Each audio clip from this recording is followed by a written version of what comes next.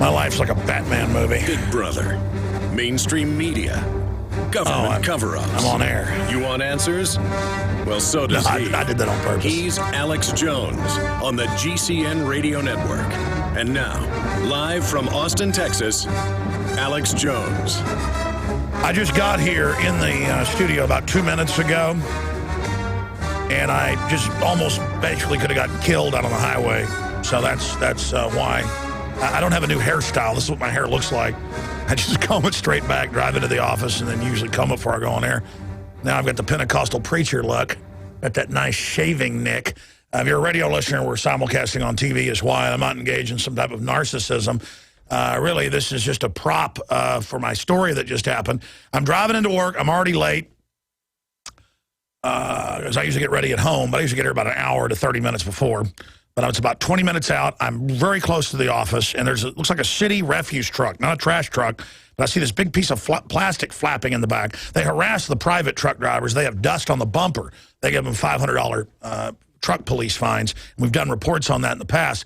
But, of course, the city health department can have 3-foot grass and falling down walls, and city council people are exempt from zoning stuff with their projects. I've done countless reports on that. It's the same all over the country. The globalists are exempt from all their own regulations. So I'm driving about 70 miles an hour. I'm in the slow lane. I'm coming up to my exit, and I start looking at this big black and white piece of plastic. And I'm sure construction people know what it is. It's white on one side, black on the other. It's like 10 times stronger than normal trash bags. And it's like 50 feet wide, 20 feet wide, about 50 feet long. Like a movie, it flies out, goes like 100 yards, because I don't follow close, or 200 yards, perfectly going over the front of my Ford F-150 pickup truck. I don't see anything. It's like something Batman would hit. And then it just releases this thing, comes out and opens up and on the front. And I'm like, and by the grace of God, I'm driving. I'm slowing down. I'm slowing down. I'm going, okay, just keep it straight. Slow down. It's all around the windows. I can't see anything. Man, I wish I had surveillance footage of this. I bet cops are listening. They can go pull it. And so there's plastics on the front of the car, and by the grace of God, that only happened for about 4 or 5 seconds, and I'm already starting to slow down. It flies over the top, but ties up around the windshield, the mirror, the passenger side mirror, and is hanging out under the truck. So I drive off, and cars don't slow down. They're almost running into me. They're flying past me. People have death wishes out there. And then I've got to, like, get the plastic off the vehicle, and then people are looking at me as I walk off with this big pile of plastic on the side of the road. I'm not putting it in the back of my truck and driving with that flying back out on somebody. And then I exit again, and then, oh, wait, something's trailing. There's a piece of it flapping like 50 feet out the back. So then I turn off into some office park. This is an industrial area. People are staring at me, fishing it out. I leave that on the side of the road. Some guy, some air conditioner place is staring at me like I'm littering. I just knew a cop was going to say, "What are you doing littering?" And I'm just going to blow up. I mean, anyways, so that's just what happened. And so I was already going to play this. April Fool's is coming up, but I'll just give you a heads up right now. I am endorsing gun control and gun confiscation, and we're going to play that special report. It's pretty powerful that Darren McBreen and I put together coming up after this quick break. And actually, I can't even run out of here during this, though, because this is great for radio, but part of it, a couple minutes in, has to be narrated because it's scenes of robbers robbing people and then being shot or driven off. So, well, I'll have a couple minutes. I'll have a couple minutes to run out of here. You know what? I should really play this at the bottom of the hour. I don't know. I can just go with the must look and the shaving cut. Like the butt cut Alfred E. Newman look. I mean, I don't think that's a problem. I'm going to go try to comb my hair during the break. We'll be right back, ladies and gentlemen. I did some preparation for about 3 hours at home, but now there's a bunch of crazy news. It's all on Infowars.com. And we'll be right back after this quick break. I'm your host, Alex Jones. So stay with us. We'll be right back.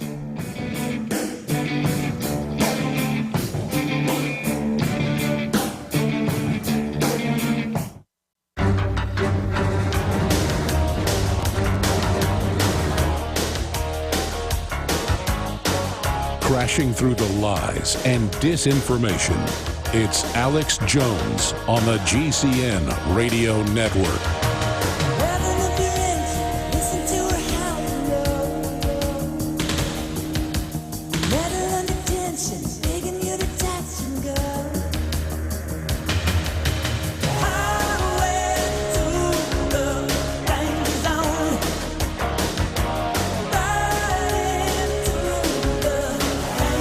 We are live, ladies and gentlemen. Thank you so much for joining us. This is a Twilight Zone episode of the radio broadcast. Driving into work today, a giant piece of plastic blew out of a refuse city truck and enveloped my vehicle, and I was blind and almost had a wreck. And no one seemed to care. Everybody just went along their merry way, just like no one seems to care that tyranny is taking over, or a woman can be raped in public and left to bleed to death in the street of Toronto or New York, and no one helps them. It just shows a nation, a world of mesmerized lemmings that don't see themselves as actually affecting the world, but see themselves as spineless creatures. People would go about their business on any front, unless the mainstream media says something's a big issue, and then people are very freaked out. I mean, there's even a lot of, quote, mainline conservatives that are like, we better turn our guns in. The Southern Baptist Convention, the Vatican officially says ban the Second Amendment, turn all your guns in. And it's of the Lord to do it, of course, and because of the children of Sandy Hook. And everyone says you're cowardly, you're degenerate. Everyone in Hollywood, basically, if you don't turn your guns in, while they have bodyguards and own guns. But, oh, it's not scary when the government has guns and are the only ones with guns. And forget logic and common sense. It's an enemy. It's a menace. It's a big problem. It doesn't matter that Switzerland has the lowest crime rate in the world. It doesn't, because they have total gun ownership. It doesn't matter if we're close to total gun ownership. It doesn't matter if the United States, since guns have reproliferated since 1991, has had a 49% drop in violent crime rates, FBI statistics. None of that matters, because we are collectively guilty. And we've now got the Shepard Ferry guy who got caught lying about copyrights and things, and reportedly. He's come out and said that basically you're a Satanist if you own guns. Unless the government has them, or when he's promoting Mao Zedong or Che Guevara, mass murderers, they're allowed to have guns. Just not anybody who's for freedom. No, whoa, that's Satan. And he's got that new poster out. That's up at Infowars.com. There's a big article about that today. Just an example of their incredible hypocrisy. Let me show you who's scary having guns. Let's punch up drudgereport.com right now for TV viewers.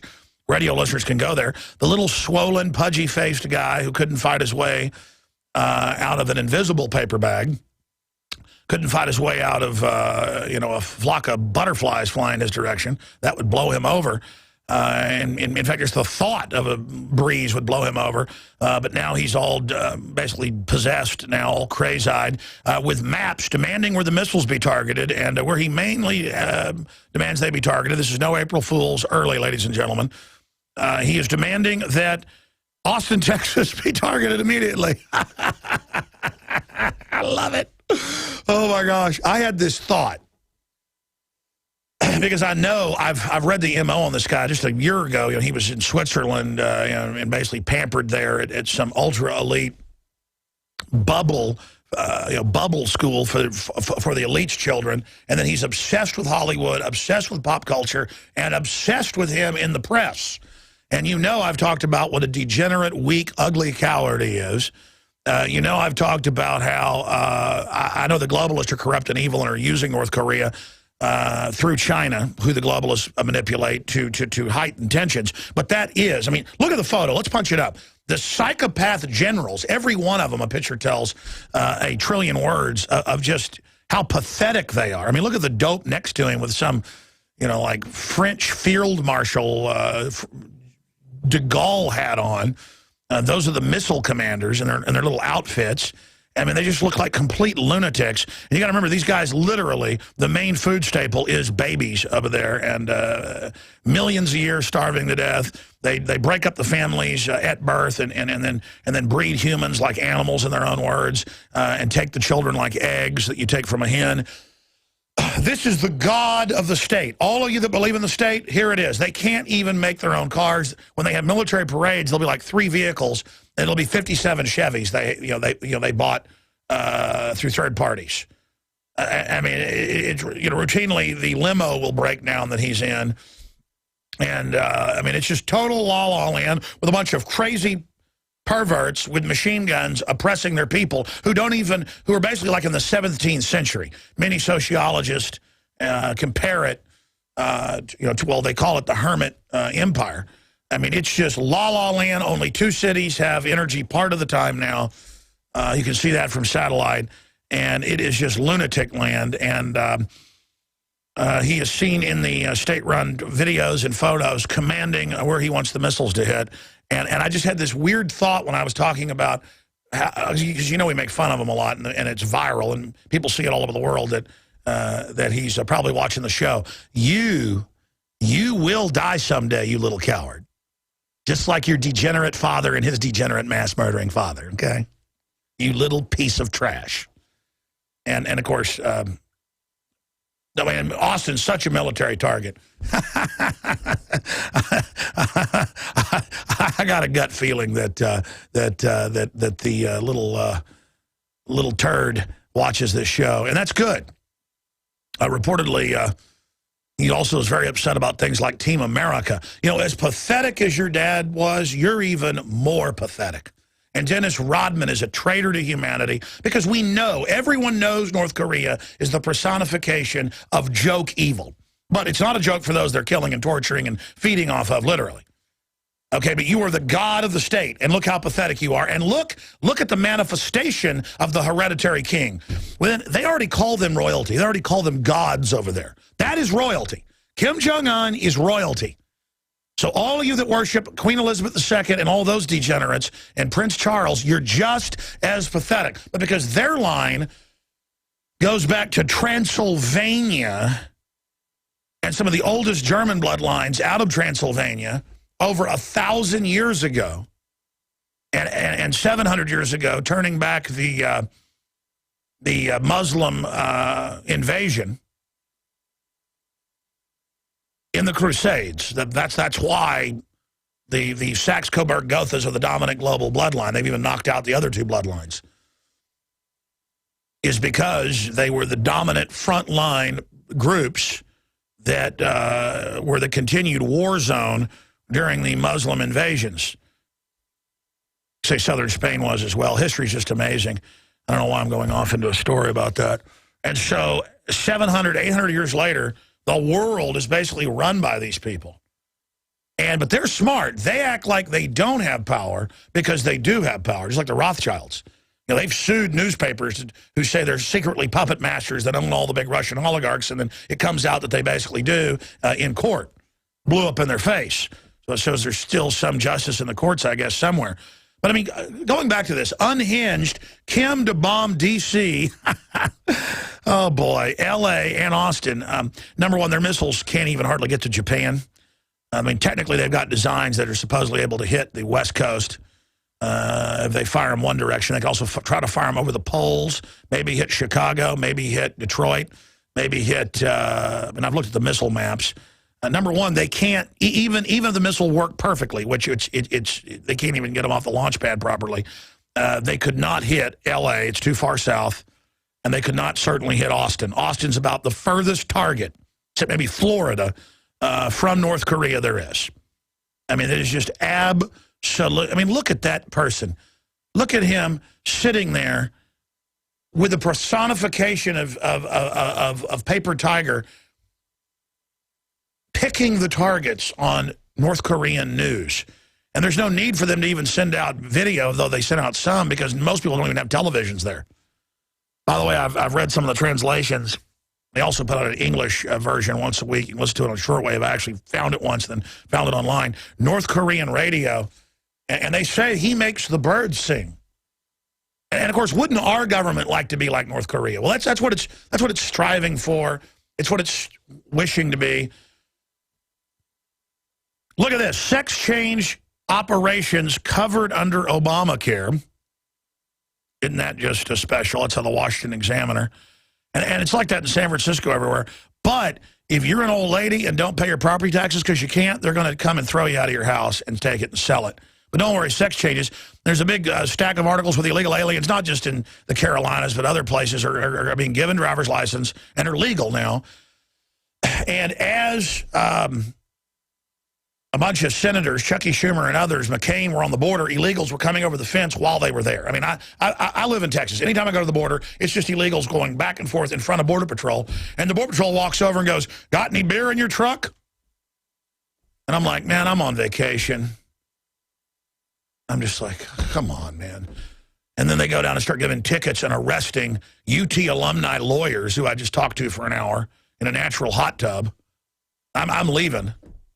When I was down in Big Bend, and they're down there just writing tickets, threatening to arrest people. That's all I know. And I'm talking to like these, UT lawyers drinking 2 or 3 Coors Lights. And you just can't do that in America. And the illegal aliens are going back and forth, riding horses. Horse walks up, starts pooping right there in front of the Border Patrol. I'm going, you going to do something about that? I got video of that. Illegal aliens riding around on horses on the U.S. side right by with their horse pooping. And I'm sorry. I mean, this is America. Okay, we're going to pay for your sex changes. It's like, what, you hate transvestites? Man, give me a break. Okay? And they're doing all this on purpose. They're doing all this on purpose to just get everything so weird that, of course, we take old ladies' houses and pay for transvestites to have their huevos, rancheros lopped off. I mean, and if you don't like that, you go to the FEMA camp. He's the T-Rex of political talk. Alex Jones on the GCN Radio Network. All right, ladies and gentlemen, I'm going to premiere a video report and narrate part of it, because part of it is really only video of robbers and rapists and would-be killers being shot by gun owners. And the title of the video is Alex Jones. The title of the report is Alex Jones Calls for Gun Confiscation. And we're going to be premiering that video here on the radio and then posting it to the front page of Infowars.com in the next 20 minutes or so. In fact, will you tell the webmasters to post that to the front page in about 20 minutes to Infowars.com and PrisonPlanet.com. I was talking about the fact that they have illegal aliens build the border fence that has giant, quote, game migration route openings all up and down the fake fence. It's fake. They have 4-foot-high openings that are about 10 feet long. They vary the environmental, the feds. So it's pointless. It's a joke fence that every 100 yards or so has an opening in it. In fact, Jim Mars texted me a photo when he was here in town. He texted it to me across the table. I said, let me have that photo. He was showing it to me. He was just down at the border a few months ago. And it shows right there, the fence just comes and then just ends. And he was saying it was, I think he said it was Nuevo Laredo, right there in the city. Just why even build part of it? And it's all part of Welcome to Planet Hoax. That's right. They want to just get you accustomed to accepting being run over. And an example of that is they say it's the law to take vaccines. There is no law that you have to take vaccines. It's all fraud. It's all lies. It's just like they say aspartame is good for you. That's a hoax. The literature admits, they admit it kills you. Gives you diabetes, cancer, you name it. I've read newspaper articles here. You see them where they say there are no side effects from flu shots or any other vaccine. Go to the CDC, get the insert. Says it'll kill you deader than a hammer quite often. Guillain-Barré, permanent narcolepsy. How about having convulsions all the time? How about some epilepsy? How's that sound? I mean, that's why I'm so, quote, radical and yell and scream and stuff, because I'm like a cat in a cage being thrown in a river, and I'm trying to get out, man. I don't want to drown here. I mean, tyranny is coming up over our heads here. I'm like, hey, somebody wake up. The new magazine's out, ladies and gentlemen, and it's the 8th issue. And I have to say the crew, the magazine crew, just does a superlative job because we take a lot of the most important stories we've done, add graphics, documents, graphs, and then we also have a lot of original content in it as well. But it's the most important news every month. You can buy them in bulk, and I think 5 of the 7 issues have completely sold out, so these usually sell out. Last month we printed, I don't know, like 120,000 extra, so we have a few of the last month's left. We're going to be, everybody who signs up now for a subscription, the next 1,000 people that sign up for the 12 monthly issues sent to you at InfoWarsStore.com, we are going to send you the next 12 issues plus the last issues while supplies last. And it's a little over 1,000 copies that we have. So whoever signs up now, and again, I'm selling these at cost. I mean, yes, I'm a little giddy about it. I kind of get off on information warfare weapons. The whitest propaganda you'll find anywhere. And again, propaganda has a bad connotation. I'm explaining it to you so you're not ignorant. New listeners, because I've had some call and say, you admit you propaganda? The truth is self-evident. Propaganda just means information you use to push your view, your political view. That's the definition of propaganda. Go look it up. It's a little more technical than that, but there it is. There's white propaganda, gray propaganda, and black propaganda. And again, people then send me emails saying, why are you bashing black people? Or when I say white slavery is at all-time highs, they go, what about black slavery? White slavery means it's not seen as bad because the women live in palaces and are sex slaves, like what the Saudi Arabians have. That's called white slavery. It's actually horrible, just as bad. They end up killing people and stuff, and or when they get pregnant, they throw them out on the street. Propaganda, information, especially of a biased or misleading nature, used to promote or publicize a particular political cause or point of view. Now, see, that is a new definition. It shows things like gay used to mean you were happy, so that is really the wrong definition. The dissemination of such information, put it back up, as a political strategy. That's really the old thing. But the point is, this is, ladies and gentlemen, a weapon. This is the 21st century version of the pamphleteers in the decade before 1776 to get our truth out. And if you watch every drama, every hospital show, every cop show, and every thriller show, every one, I will be in a hotel room with my wife, and I'll go, let's turn on and see what's on TV. And every show, gun owners are terrorists, they're going to kill everyone. And there's a new show with psychopaths on Fox called The Following, where the worst people in it, I mean, the psychopath king really likes, are constitutionalists. And when they say they're constitutionalists, we have video of this, everyone just staggers and goes, oh, even the psychopaths are like, oh my God, it's so powerful and evil. There's nothing worse than constitutionalists that the police swear an oath to. Well, they're right, oh, Constitution's so evil. Live from Austin, Texas, broadcasting worldwide, it's Alex Jones. I know you deceived me, now here's a surprise. Ladies and gentlemen, we know their game. You'd have to be lobotomized to not know it, but the public has been eased into it, so they're suspended disbelief. But my wife tries to, on the stair stepper or whatever, watch TV shows, late at night or in the morning, whatever. And she said every hospital show, every cop show, every drama, she says there's no show that she can watch. And it's upsetting because she just wants some entertainment. She wants to be able to punch out. She wants nothing wrong with going and, getting into fantasy or something. Except it is every show is gun owners or demons. Anyone who doesn't take vaccines is murdering children. Anyone that talks about liberties planning to nerve gas New York. These are some of the things I've seen. Anyone who talks about the Second Amendment and is a veteran, that really all white veterans have converted to Al-Qaeda, and so they're going to put that narrative out. And I told you 4 years ago you'd start seeing that. American terrorist in Syria was working for CIA, says father. Well, I saw the videos the guy put out going, I'm former Marine, but now I fight for Al-Qaeda, and Al-Qaeda's good. And I said, that's clearly an actor, a bad actor. And I said, they may do a fake arrest of him. I'm not even smart, folks. I know their playbook. Remember I said that about 2 weeks ago. We covered it at the time. Watson wrote an article about him saying, why doesn't Obama drone this terrorist? And just because we pointed it out and others pointed it out and it was bad acting, they've done a fake arrest. And they've done this before, where they admit that they'll arrest Al-Qaeda, and then 2 years later, they released him. He was really, that was a double cover. He was brought in under arrest for his cover. It's standard. 4 of the top leaders of al-Qaeda, from Anwar al-Awlaki that dined secretly at the Pentagon. I told you they'd stage his death. I mean, he's with Whitman, Price, and Haddad, basking in the Maui sun, his debt to society paid in full. That's a quote from The Running Man, a.k.a. short story by Stephen King. Oh, man, it's just a sea of garbage.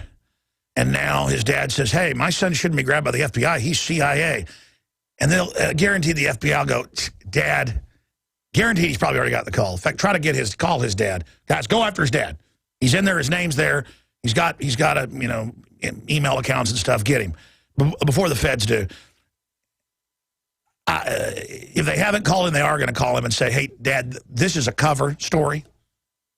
Okay, your son's going to get out in a few months. But a lot of times they'll go ahead and burn their own people.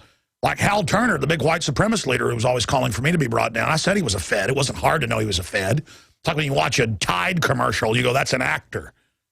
I mean, you could tell when bad actors are acting. We need an actor, Gary. Remember in Team America? The whole CIA group's basically a bunch of bad actors. That's ridiculous. Anyways, the point is Hal Turner's in federal court going, I was told to do this. Here's my national security letter. And the FBI comes in and goes, national security letter. Yes, it's true. He's our highest level operative, but it doesn't matter. National security. And he went to jail. He couldn't introduce in court. It was under orders. They national security it and still sent him to jail. Just like you people, when you get caught torturing and there's blowback, they will send you to prison. They will hang you out to dry. And that's why there's a new video of the internal email out where, and the Justice Department's confirmed, they're telling all the Homeland Security people, you will be obedient. And they sent them the definition of obedience. You will do what you're told unquestioningly. That's not what you're supposed to do. Look at SPF Russian. They just raided the biggest gun show in the world, probably 100 million views a month. That's real power. And if the guy wasn't just goofing off all the time, which I get is popular, I'm not saying they're not really smart guys. People actually think he's Russian. It's an actor, folks. Now we're going to shoot the M4 carbine. It sounds more like Christopher Walken than he does a Russian.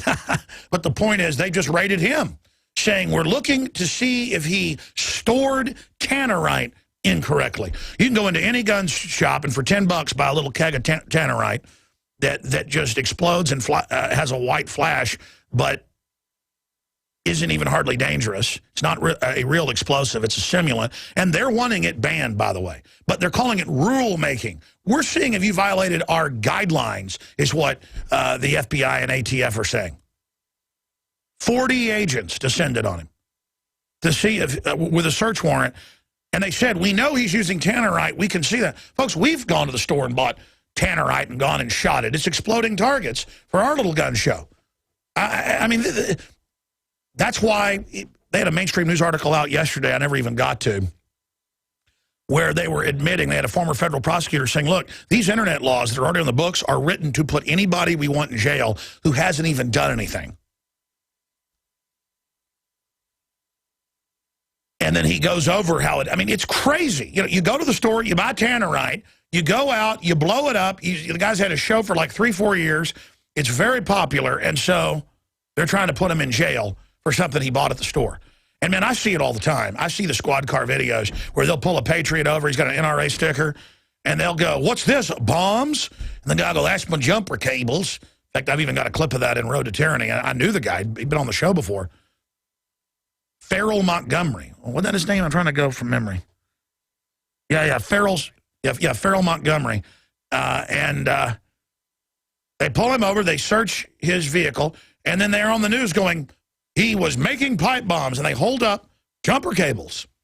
And the public's like, send him to prison. That's a bomb. I mean, pretty soon, this mouse to the computer. Alex Jones had a nuclear bomb. They could put it on the news. Here it is. Public like, kill him, execute him. Here it is, nuclear bomb, folks. I've got a nuclear bomb. It's right here. I'm so evil.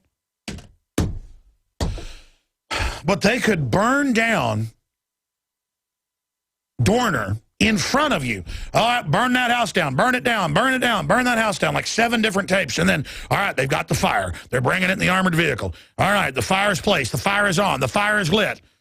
All right, the cabin is now collapsing. Good job, everybody. And they're like, Oh, no, you didn't hear that. Those are fake audio tapes. And then they went, well, yeah, that is what you heard, but it doesn't mean that. And I'm like, oh, okay. Hey, welcome to Planet Hoax, the new magazine. I think it's maybe my favorite cover. They've all been incredible. Welcome to Planet Hoax. The team just takes a lot of my ideas and just really brings them to life. Incredible. We've got some world-class graphics people over there. And welcome to Planet Hoax and the war on reality, because that's what it is. See, if you can say 2 + 2 = 4, you are free. That's why I saw this a year ago and believed it, because that's what Charlotte Iserby said was next in the plan, former head of policy, Department of Education. But because they already did that in the Soviet Union to the underclasses that they wanted to control, because they're supposedly classless, but they really were, a class society with the technocracy and the communist on top. They said in there that they were going to go to, and you can read this in her book, Deliberate Dumbing Down, available at InfoWarsStore.com if you want to support us and get educated, that, there's actually a Department of Education internal cartoon where it shows the kid at the end of the brainwashing tour not being able to say 2 + 2 = 4. Because that is the goal. That is the goal, where illegal aliens are above the law, the government's above the law, the Congress can insider trade, senators can have 12-year-old boyfriends, but you are going to go to jail for an NRA sticker.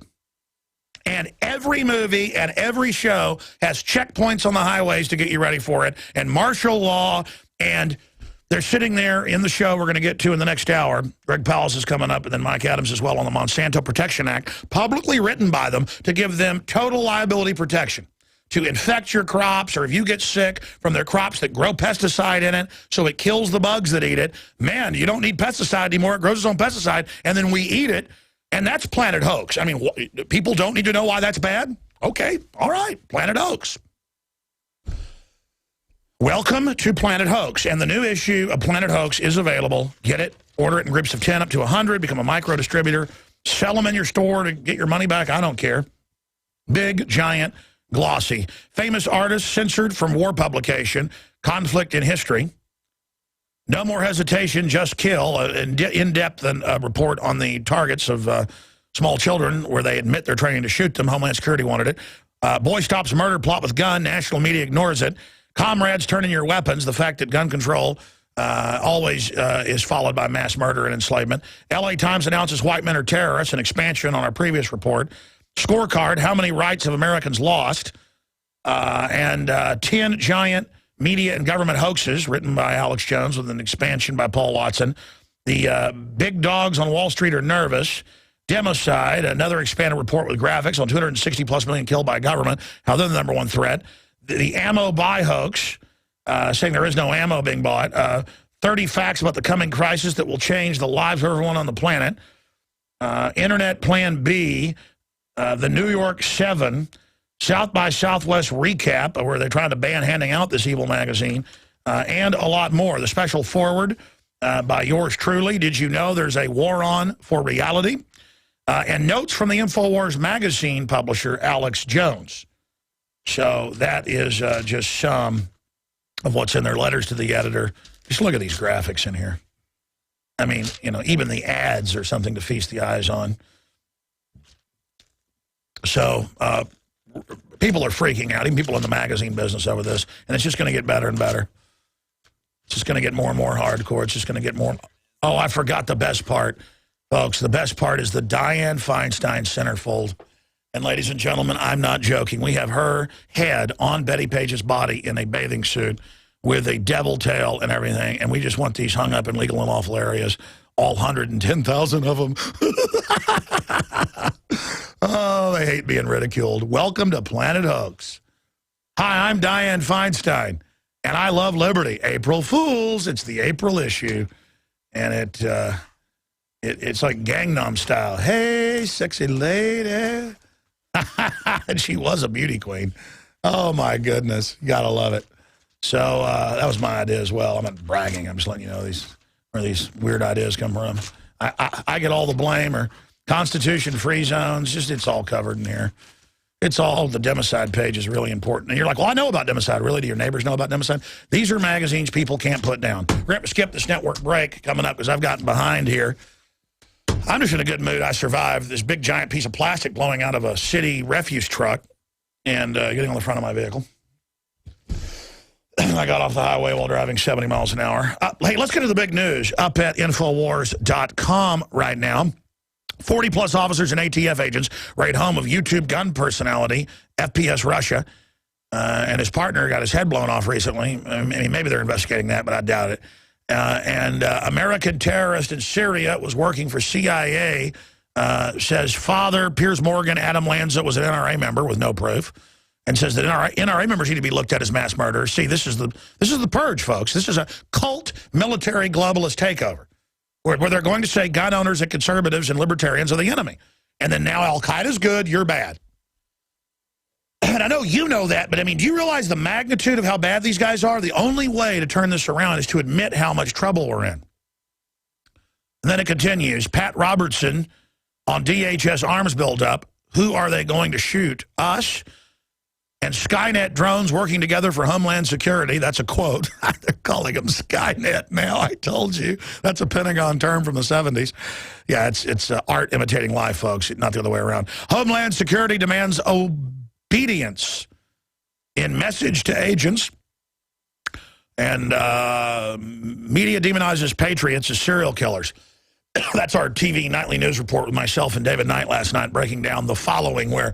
Again, and the whole episode, obviously we can't put it up there because of copyright. We can put a short clip up for fair use, shot off one of our iPhones. Again, they all worship this top master psycho. And I was talking to Will Jones, who actually watches the show. He said that the main cast is like the main guys winning right now. It's kind of like a survivor for psychos who can do the best terror attacks are patriots. Right-wing police officers are terrorists. You're all going to be purged. You watch this, they're scripting, and all these airheads are watching this, even though it has no connection to reality. I know, Oklahoma City. Yeah, another Fast and Furious. Oh, yeah. Libertarians did that like the Easter Bunny's going to really be laying eggs this weekend, ladies and gentlemen. I mean, maybe you believe that. I mean, yeah, people believe Santa Claus is real. I know that's a conspiracy theory. So we're going to be covering it all, but before I get to this report, here's Pat Robertson. Again, he did a full report on this, but here's a clip of it saying columns of armored vehicles. He was reporting on our story that was on Drudge, the Infowars.com story from DrudgeReport.com, and he was going over the 2 billion bullets.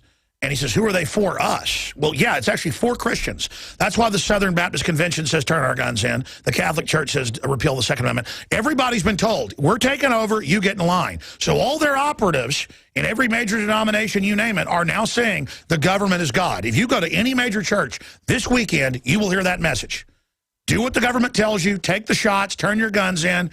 Because it's called clergy response teams. They're paid by FEMA and Homeland Security. I mean, how creepy is that? It's a body snatcher style takeover. Let's go ahead and go to Pat Robertson. Here it is. Long trains full of armored vehicles, personnel carriers with armor. What are they for? The Army going into battle against the enemy?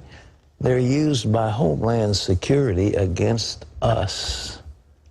Ronald Reagan said the most fearful statement in the English language is, I'm from the government and I'm here to help you. Oh, boy, I totally agree. Imagine what Homeland Security is doing. It's just awful. But we're going to talk about how much ammunition they're stockpiling. Who are they going to shoot? Us? And Right Wing Watch that posts that, like they're the authority. Like when they post something, it means it's bad. You go to their site, they say it's not true. You understand, that's a military operation. This is going on publicly, and they won't give Congress details. It's a continuity of government buildup because we've been taken over by a foreign government. These are collaborators. And if we don't have a major debate about this, if we don't force this out and then point out this buildup's happening, they're going to get it built up, stage the event, and have the takeover. But if we... That's why they have to keep saying doesn't exist, because they can't have a debate about it because it's checkmate. We've got them in check right now. I've said for 1 year, when it was 1 billion bullets, 8, 9 months ago, And I said the armored vehicles, the tanks, the proof of their preparation for war with us is the proof the government's illegitimate and bad. And it's been going on for decades, but it's 3 or 4 orders of magnitude bigger now. And they're going operational with the brainwashing they never did before. That means they're getting ready to drop the hammer or thinking about it. And I'm saying, drop that gun, New World Order. Drop that gun, Obama. You want gun control? How about gun control for you? Here's part of my report. The whole thing's like 12 minutes long. There's about 10 minutes of it. Here is the report, and it's now going up at Infowars.com for radio listeners. You can also go get it there and share it. Alex Jones calls for gun confiscation, but not the type the establishment's calling for, and it gets people thinking. Here it is. War has been declared on the Second Amendment. War has been declared on the entire Bill of Rights, but we've always known, and our founders warned us, that when they come to the guns, you know your nation is in dire peril. That's why the founders called for gun control, and that's why I'm now endorsing it. No, not gun control over the people, who are the source of liberty and justice, and wherever firearms are found, evil is restrained, as Thomas Jefferson said. No, I'm calling for government and the illegal standing army that is Homeland Security, a fifth branch of the military, that admits its mission is to suppress gun owners, conservatives, libertarians, returning veterans, Christians. This is the globalist corporate takeover army. And they've used the fake pretext of terrorism to set this up. And now they're telling us, forget about Al-Qaeda. The new terrorists are domestic conservative gun owners who won't turn their guns in.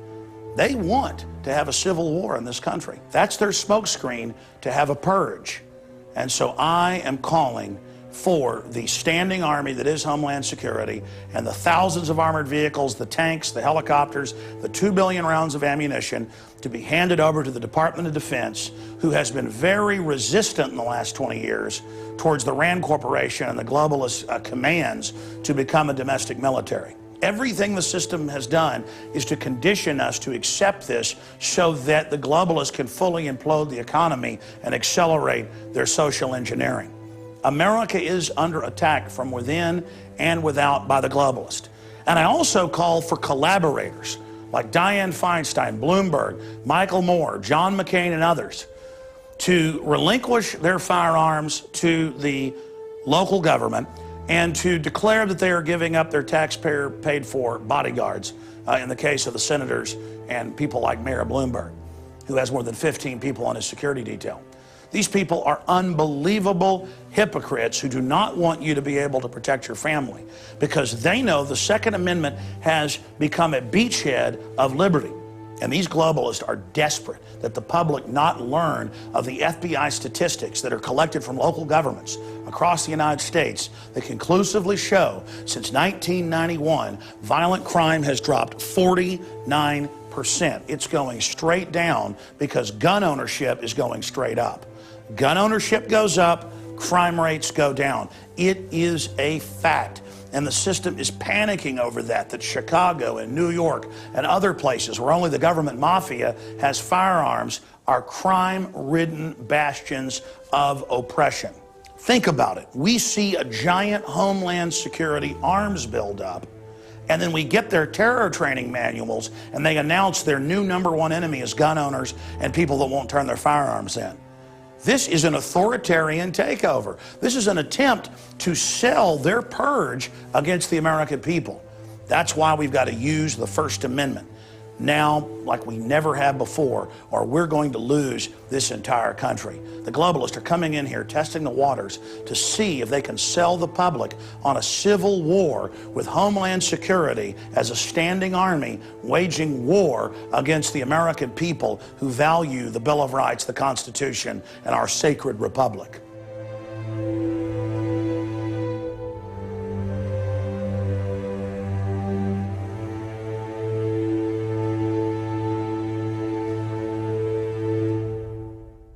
Now, in a moment, I'll get into their overall battle plan to disarm this once free nation. But first, I wanted to just show you a few of the hundreds and hundreds of clips that are online showing surveillance footage where different gangs of thugs come into businesses, come into homes, come into public places, and attempt to rob and attack the peaceful population, and where citizens stand up as true guardians of liberty and defend themselves and those around them. And then it's video after video that many of you have seen.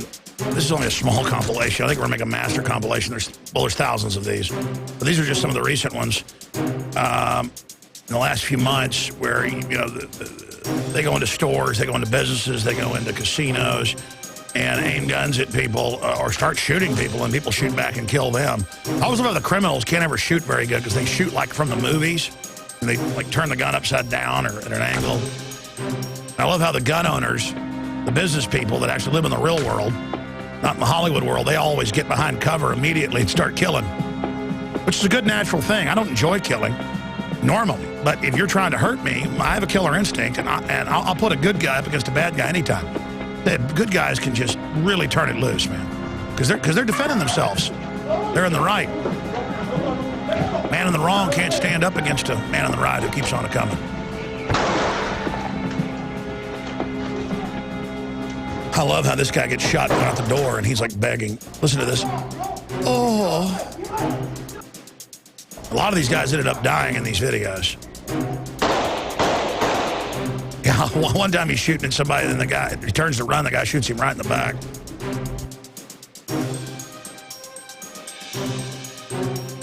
People get on such power trips, criminals. See, oh, but Shepard Fairey, who's made $50 million or whatever it is off his commie posters, Obey and all that. Oh, he says you're a Satanist if you own a gun, but he doesn't do stuff about North Korean dictators or communists. He likes them. He makes posters about how they're good, and then makes communist-style posters for Obama. That famous red and blue one, red, white, and blue one. People are like, oh, that's America. No, those were copies of Stalin and Lenin paintings from the 20s, 30s, and 40s. So he likes that. The state has the guns. That's not Satan. No, that's good. That's the state is God. That's God. You, the individual having a gun, that's Satan to a communist. You see, God's all about free will, the God of the Bible. But see, the devil is all about you not having free will. So see, those that are under the devil's control, whether you believe the devil or not, that construct, that man, that archetype, that cloak, that consciousness does not like you being free. Of course, Satan doesn't want you to have guns. Satan wants to murder you and your family as slowly and as painfully as possible. Not only are the nanny state criminals desperate that you not learn that more guns means less crime, they're also scared of all the local newscast every day in this country. There's thousands of these videos online showing citizens protecting themselves from vicious robbers, criminals, and rapists. They are scared of the fact that the common sense that we have a responsibility to protect ourselves is beginning to get out there. The globalist mafia wants you to be dependent, wants you to be a victim, wants you to be scared, wants you waiting 15 minutes for the police to arrive, calling 911 instead of protecting yourself. That's what this is all about. Dianne Feinstein, Michael Moore, all of these people that have their own bodyguards are trying to smother the liberty movement. That's right. And it's a total desperate attack. And I've noticed all these so-called leftists we've had on who have interesting perspectives. Now there's an unwritten thing, won't ever come on my show now. And like RT's aligned with Obama now, that they'll never have me on. And it's because this is the full collectivist takeover. The bankers are making their move. All their agents are showing themselves.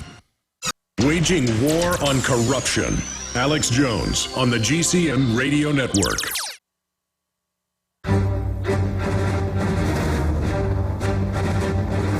Big Brother, mainstream media, government cover-ups. You want answers? Well, so does he. He's Alex Jones on the GCN Radio Network. And now, live from Austin, Texas, Alex Jones. All right, we've got Greg Palast to break down what's happening in the economy. We had him on last week for only 30 minutes.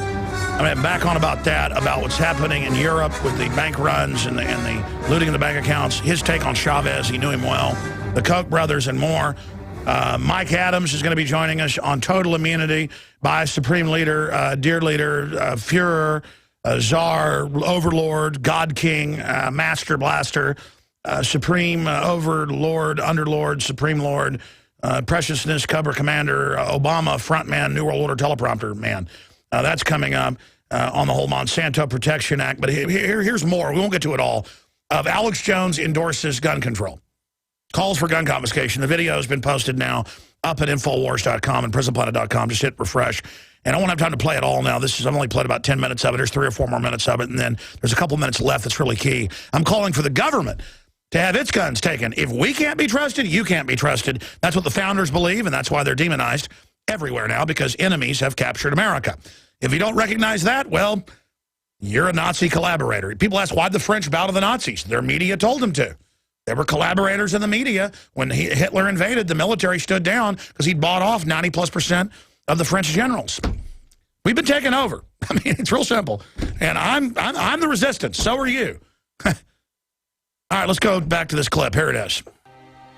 You've seen what the globalist propaganda media spews all day. That if somebody commits a crime with a gun, all gun owners are collectively guilty because of that, and so we all have to be collectively punished. Pure authoritarianism. But if we're going to talk about guilt by association, our founders said, you better keep government small, and even if you do, it's probably going to enslave you. So if gun owners are collectively guilty for what someone else does, isn't government collectively guilty? Our founders warned us about the danger of government. They said, you better keep government tiny and on a short leash, and even if you do, it'll be hard to keep your liberty. George Washington famously said, government is like fire, a dangerous servant and a fearful master.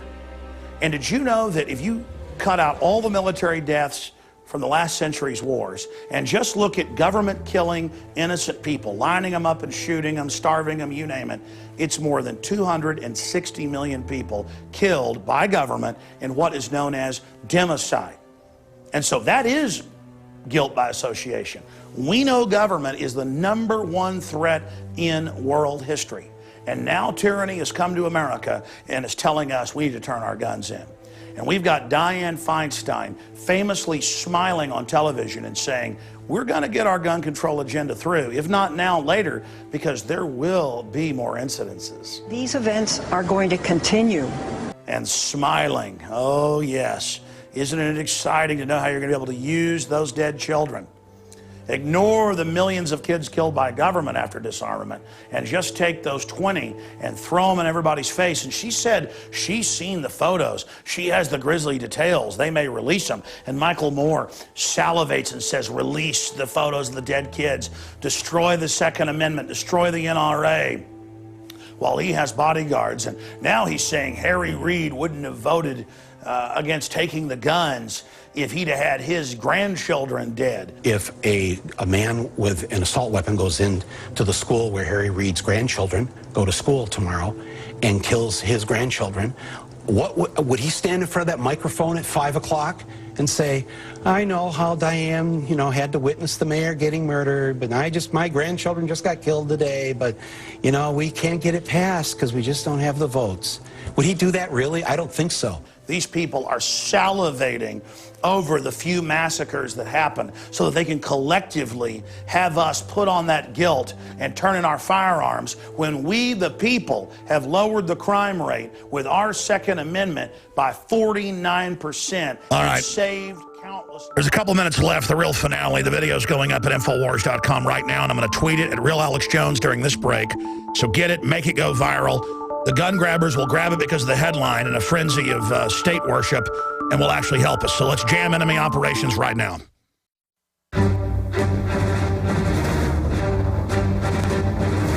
Big Brother, mainstream media, government cover-ups. You want answers? Well, so does he. He's Alex Jones on the GCN Radio Network.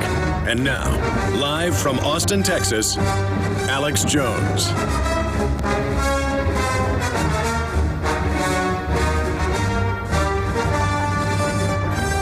I have shot an extremely powerful special presentation that Darren McBreen helped research and edit that is up at Infowars.com right now.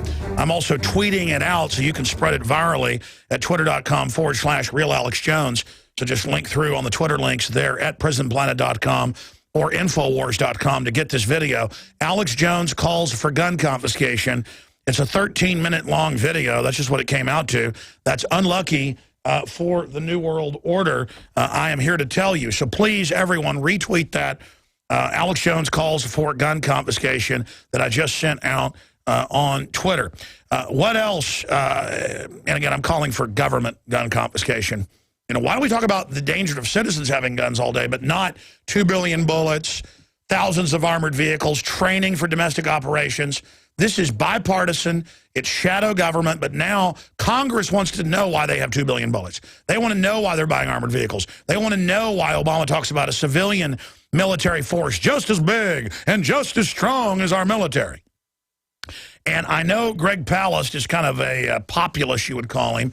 I'm outside the left-right paradigm, but a lot of stuff is on the left, is on the right. I'm seen as being a right-winger because I'm pro-gun, pro-private property rights, anti-abortion, stuff like that. But I also know a lot of that stuff uses football issues. The larger issue, what about $85 billion a month being given to foreign banks to prop up their derivatives? What about how they get interest at 0 or negative, and then we get it at 10, 15, 20%? That's the real discrimination, and the fake left uses all these race issues and things to distract, and gay marriage stuff, distract from the real raping that's going on. And he's a former federal financial crimes investigator, and that's how he got hired by ABC News, BBC, you name it. And he hosts the British Nightline show, Newsnight over there, one of the top shows. And, of course, you're no stranger to this show, GregPalast.com. He's also a best-selling author. And he made documentaries about Hugo Chavez. He knew Hugo Chavez, agreed with him on some things, didn't on others. I want to talk some today about the transformation of Chavez and why I don't like him. Again, I don't like Assad in Syria either, but I don't want to send al-Qaeda in there to overthrow him. That's 100 times worse. And see, our government's doing that. I get the people that run our government are really bad. My issue, I don't think in like two-dimensional, well, if the globalists are bad, then Chavez is good. Okay, so, but we're going to talk about all that with him. But first, I want to get into the latest on Cyprus, because if anybody's got their snout, their feelers, their spies in a good way in the financial system, and he breaks, I'm not kissing his butt. I'm building it up so you know, you really need to listen to this guy. Because Greg Palast, I got to say, breaks more big news internationally than anybody else, real financial bombshell stuff. So he made the documentary Hugo Chavez versus the network. So I want to get another perspective on Chavez here today. But first we'll get into the latest on the Cyprus stuff expanding, where all that's going. I want to talk some about the Koch brothers, too, because that's just always Koch brothers. Koch brothers is kind of a left-wing conspiracy theory. But there is something there, because they are taking over all the right-wing and libertarian groups. What's happening there? But what's the fight, then, in the power structure with these guys? See, it's like a gangster group. It's not Koch brothers or little angel cakes. I'm asking, just like Syria, you know, the government, I don't like them. It's a dictatorship, but kind of a softer one, like Chavez or something. I know you'll say he was elected, but I mean, give me a break. It's, you know, by taking other people's money and giving it, and now the money's running out. But we're going to debate that in a moment. I'm kind of ranting here. But first, I want to see if Greg Palast agrees with Pat Robertson on something, which I know he probably doesn't agree with him on a lot of things. Being kind of more socially a liberal out there, kind of like, I guess, a liberal with a conscience, but he'll come on and say he's not a liberal using those terms. You know, a proto-liberal, not one of the fake neoliberals. Maybe that's a better term for him. But I want to play this clip of Pat Robertson, because this arms buildup, the troops training for gun confiscation, that's in the manuals.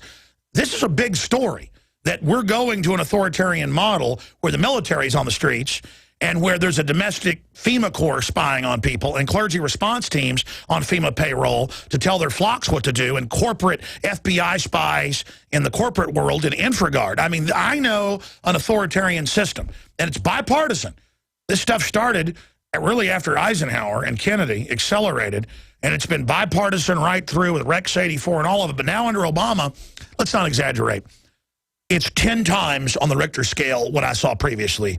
And every drama, right-wingers, that real right-wingers, you know, libertarians, are all terrorists, all killers in every show, and they don't brand like that until they're about to go operational. Here's that short clip of Pat Robertson, and I want to get Greg Palast's take on this here today. Here it is.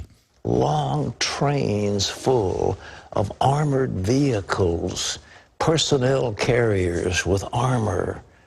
What are they for? The Army going into battle against the enemy? They're used by Homeland Security against us. Ronald Reagan said the most fearful statement in the English language is, I'm from the government and I'm here to help you. Oh, boy, I totally agree. Imagine what Homeland Security is doing. It's just awful. But we're going to talk about how much ammunition they're stockpiling. Who are they going to shoot? Us? Long trains full. That's right. So they are absolutely freaking out in the system. There's more articles out today. Like I saw it over there, a printout, a bunch of newspapers yesterday. I never even got to going, the rumors now spread to mainstream news that there's bullets in armored vehicles and a plan for military control. There's no bullets, no tanks, no nothing. The insane demon Alex Jones made it all up with the demon Matt Drudge. Now, again, Greg Palast, what do you know about the military domestic buildup? Are you concerned about it? And if so, what do you believe it's for? Well, I have to be concerned because if you remember, Alex, Homeland Security charged me with crimes under the Patriot Act while I was reporting for BBC television. My crime was to take photos of the Exxon refinery in Baton Rouge, which was right near the refugee camps, the people that were, sent out of New Orleans. And so I was charged. It was like Russia. Apparently now you can't take photos of what's called a vulnerable infrastructure. Now, that's under national security, infrastructure protection. That's InfraGard. And they tell everybody that works at dams, factories, anywhere, that anyone doing anything's a terrorist and you're a secret agent. And that was in the news. ABC News reporter charged with terrorism, but America kind of got its conscience back, what was that, 4 or 5 years ago, and said, okay, drop the charges. But that shows what they want to do. Right. Well, they were very embarrassed that so what happens, Homeland Security charged me, but they told me, in fact, it was a complaint made by Exxon Petroleum. And the reason is Exxon did not want, and the government didn't want to show that they were, basically what I was taking pictures of, was the illegal sky dumping and filth that was being poured out of that plant, which is going right over the refugee camps that were under those stacks where we dumped these people for 2 years. And that's what they didn't want. In fact, you could go on Google Earth and you can get the coordinates of every single building, detailed maps and every single coordinate of the buildings at that refinery. That's okay for Google Map. But from a long distance photo of chemicals being burned off, which were not supposed to be burned off, that's illegal. That's what they're going to arrest me for. And I got a call from Homeland Security and said, they said, first of all, by the way, the most frightening thing is that they couldn't find me. And Alex, I'm on television. They couldn't find me for 2 weeks. So I turned myself in. And then they said, this is really serious. A lot of people died on September 11th. And I said, good, why don't you go find them? The guys who killed the people on September 11th. What am I doing here? So yes, I'm very concerned about Homeland Security. It touches upon, interestingly, Hugo Chavez, because Homeland Security seems to have a very wide net. Homeland Security hired a company, ChoicePoint, to create massive databases. Remember, they used to call it total information awareness. ChoicePoint is a company that had, for a massive fee, helped fix the voter rolls in Florida to get George Bush elected by manipulation of the voter rolls. They then got a no-bid contract with Homeland Security to run databases, including creating DNA databases on Americans. Massive. I don't know, because it's a national security contract, I couldn't get the numbers. But interestingly, while researching this company, I also found out that they had been paid to basically steal the voter rolls of Venezuela, Argentina, Brazil, Nicaragua, and Mexico. Now, what does that have to do with our Homeland Security? Or is it the same company which had manipulated elections in the United States being paid to manipulate the elections abroad? I was very concerned. And then the company that is actually running these FEMA camps, and by the way, they're supposed to be for illegal immigrants. That's what the story is. But it came out in the Rex 84 hearings, and then even more modern ones. That's the cover. That's how they keep the pump primed with those prisoners. But the real design is for civil unrest. Well, I was very concerned, mainly because of who was involved in this.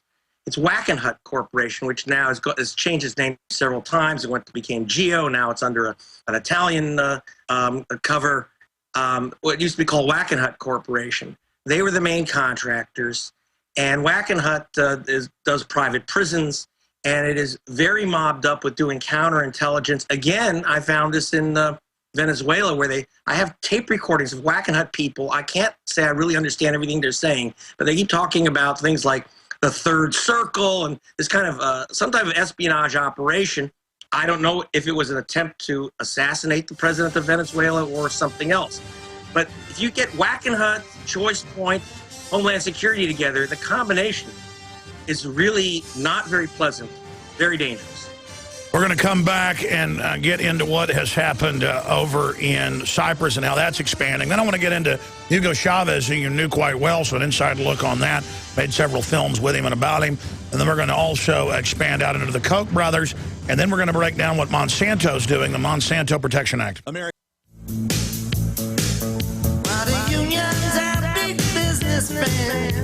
going out like a dinosaur. Why they used to grow food in Kansas, now they want to grow it on the moon and eat it raw. By the way, I haven't told my Dave Mustaine of Metallica, Megadeth, you name it story. Me staying at my house right now. We're good friends with he and his wife and my wife. Were out last night and hanging with Willie Nelson. That is quite a story. And Willie's like, hey, you need to call me. I want to come on the show. And I hadn't seen Willie in a couple of years.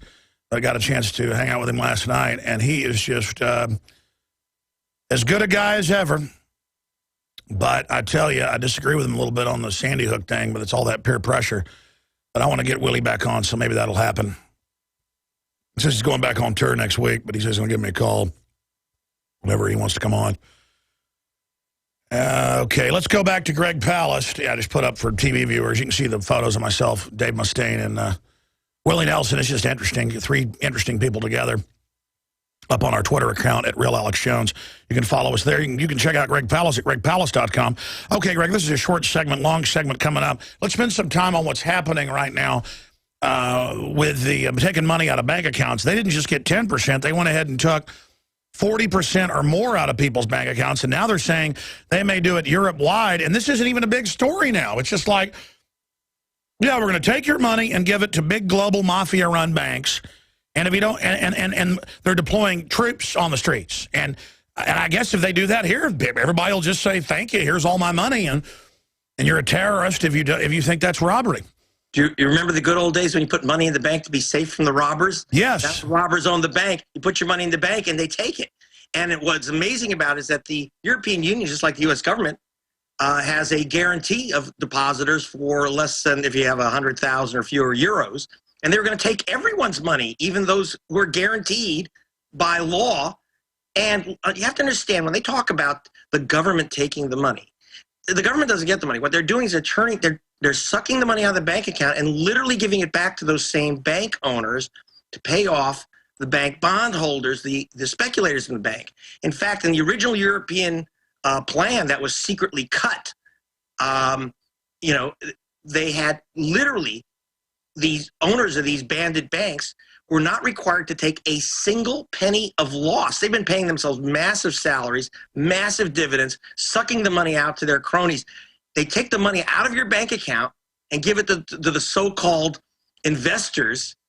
That's what they're doing. It's just beyond imagination, and it is. But hey, listen, if you were reading my books, you would have known that was going to happen. You'd have to be kind of a schmo to have put your money. I took the transcript that you and I did in 2002 from a radio interview that got published in newspapers all over the world because your site picked it up.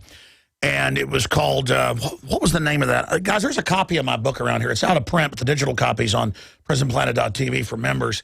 Yep. But in my book, Descent into Tyranny, I forget the headline, but it broke down how they go and take your bank accounts and how they take over and how they would then do it in the West and Europe. And because you got the documents, but punching that back up, Punch that story back up, guys. I want to read this to Mr. Palast. Cyprus-style bail-ins are proposed in new 2013 Canadian government budget. They're also proposing it in Spain, Portugal, Greece, Italy. The head of the EU central bank's proposing it. I mean, they're getting ready to just take everybody's money and give it to private people. This is amazing, Greg. And not just any people. The number one beneficiary is a guy named Paul Singer. He runs what's called a vulture fund. He's the Uber vulture. He bought up a bunch of Greek bonds for next to nothing, about 20 cents on the dollar of value. And then he asked for 200% of their face value. So the guy's looking at something like a 2,000% profit.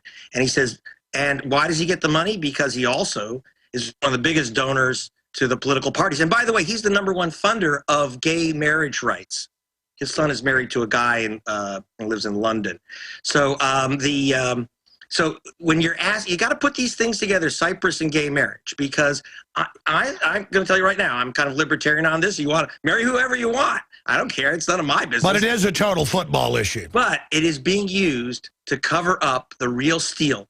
And this guy, Paul Singer, for example, everyone is praising him on all my good liberal left friends are praising him. Well, no, I mean, you could take everybody, widows and janitors' bank accounts and give it to him as long as he likes gay people. That's right. As long as his son is allowed to marry a boy, that's okay, and he's all for it. Well, I mean, they're getting us to obsess over, like we better pay for people to have sex changes instead of, hey, can we not give $85 billion a month to private banks? Right. So it's circus, bread and circus. I got attacked by my liberal friends, which are most of my readers, for saying that Alex Jones is one of the most substantive programs on subject matter on the air. And yet, what do you think Rachel Maddow is going to be talking about tonight? It's all gay marriage, but we're not. Let's come back and give you the floor on the banking crisis, where you see it going, and how to stop them. Greg Palast.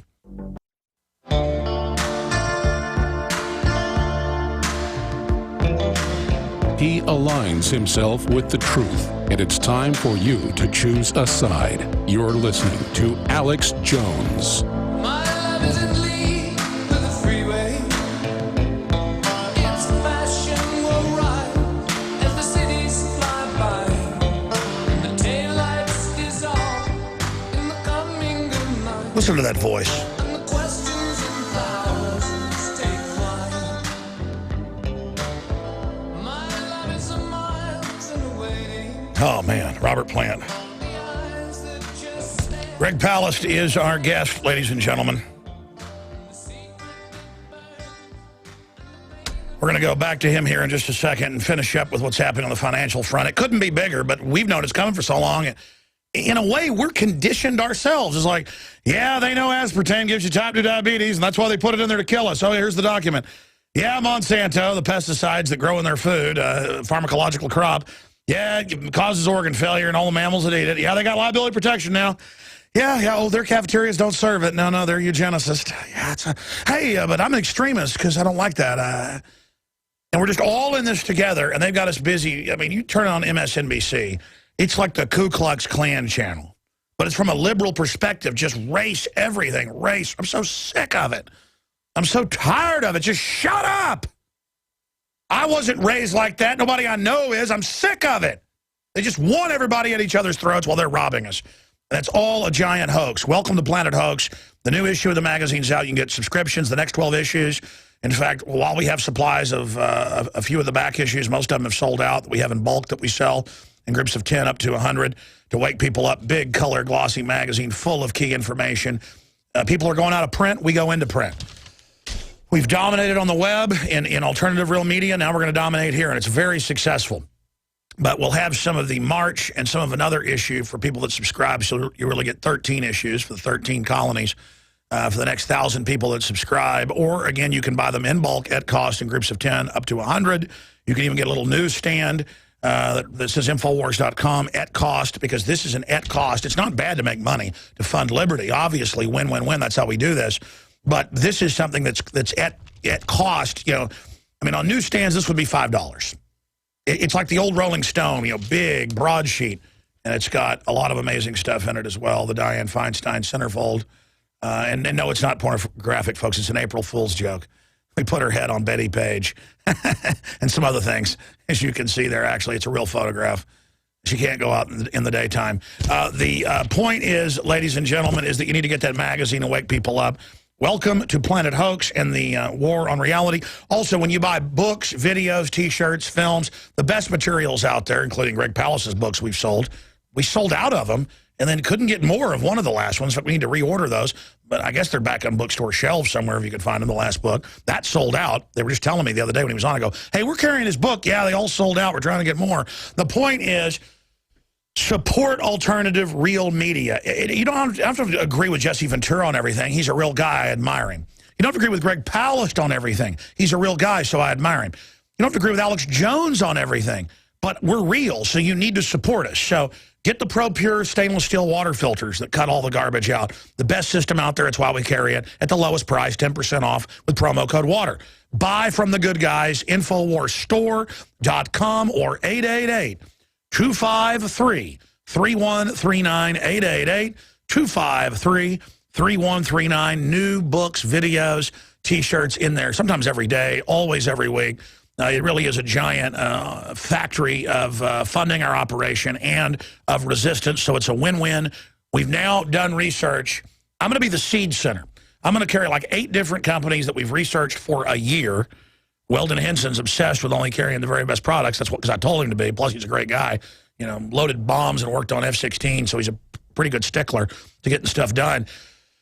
Right now, we've got 6 companies that are highly reviewed, and we have the lowest prices on seeds. And we're going to add even more at InfoWarsStore.com. Great to plant seeds, great to have in the garden, great to be involved. We've got all of Mike Adams' natural, organic products that have been triple sourced and tested with the test stuff linked on his website, produced right here and packaged right here in Austin, Texas. That is also available at InfoWarsStore.com. We've got the best kelp, seaweed, systems, monophyllin at the lowest prices. Not only do we have the best products, the lowest prices you're going to find out there. Double check for yourself. InfoWarsStore.com or 888-253-3139, 888-253-3139. And lastly, support our local AM and FM affiliates and their sponsors. Shop with people that advertise on this show and become an advertiser locally if you believe in this message. The globalists are all in to overthrow our liberty. We have to get all in to awaken America to the organic resistance that can bring down the synthetic fake left tyranny of the New World Order. Okay, now, get back to what you were saying, complimenting me. I like that part. I'm joking. No, seriously, get back to what you were saying about what's happening in the economy, the distractionary issues, and then let's segue into your films on Chavez because, you know, he's dead. It's a big debate. What was your real take on him? I get it. We're giving $85 billion to Singer and people, and they control tens of billions or have that and leverage trillions. He took it from those type of people and gave it to the poor people, so they say he's a hero. But I just call that another form of tyranny because now the money's running out and Venezuela's falling apart, but you'd probably say that's the sanctions. I'm going to shut up, Greg Palast. We got about 12 minutes before we go to break again. You've got the floor on what's happening in Europe, what's happening here, who's making money off of it, Chavez, and then I want to get into the Koch brothers. Go ahead, Greg Palast. All right, quite a bit, but I'll make it quick. First of all, I do want to mention, like as you mentioned, MSDNC, as I call it, which are my buddies. I know all these people, but you know, I got to tell you, the Defense of Marriage Act. I found myself agreeing with the Chief Justice of the Supreme Court, probably the first time and only time in my life. He said, "What is this case doing here? You've already won the federal courts throughout DOMA already. How come you, Mr. Obama, have appealed the decision you agree with? Is this just some political cover so we take the hit and you can and you have a wonderful political story here?" It was the court case on DOMA is a fake. The law is already been killed by the federal courts. It's done. There's no reason why it was before the Supreme Court, except to make sure that you're not looking at Cyprus, you're not looking at your bank account, you're not looking at Monsanto. Once more, you're supposed to just look down at your crotch, and that's going to determine the political discussion in America. And I'm tired of it, and I'm glad you're having me on. Exactly. I'm not obsessed with sex stuff, and I'm tired of it being rammed down my throat every day. Yeah, so, you know, okay, fine. Now, and again, the mischief, this whole mischief is being funded by Paul Singer, and he's not doing it because he cares about your rights. He cares about his money. and he wants your money to be his money. Now, that gets us to what's happening in Greece and elsewhere. As I've written, in fact, my latest book, Billionaires and Ballot Bandits, we're reprinting fast as we can. It was a New York Times bestseller. We'll get them to you, Alex. Billionaires and Ballot Bandits has the story about how these guys have been shaking down Europe and America. The euro was created by a guy named Bob Mundell, who was out of Columbia University. He's not European, he's Canadian. He got the Nobel Prize for it, but he told me, and I have him on tape, because I was a student of Milton Friedman and we were all friends. And he said, look, the euro is not there as a good currency. It's there to smash the system. They believed in what their philosopher guidestone is a guy named Schumpeter. Well, that's actually come out in documents before that. And it's funny you say that, because now the Canadian budget of the government's officially calling to steal people's bank accounts in Canada, and they're not even claiming they're insolvent. I mean, this is incredible. In other words, they're fomenting bank runs. The other thing that I'm hunting down right now is information that while everyone else's money was locked in those Cypriot banks, the Russian mobsters have figured out ways to stick their straws in and get their money out while they supposedly weren't able to. So they're not taking the hit that everyone thinks that they're taking. The other thing to remember is this. I've seen the maps.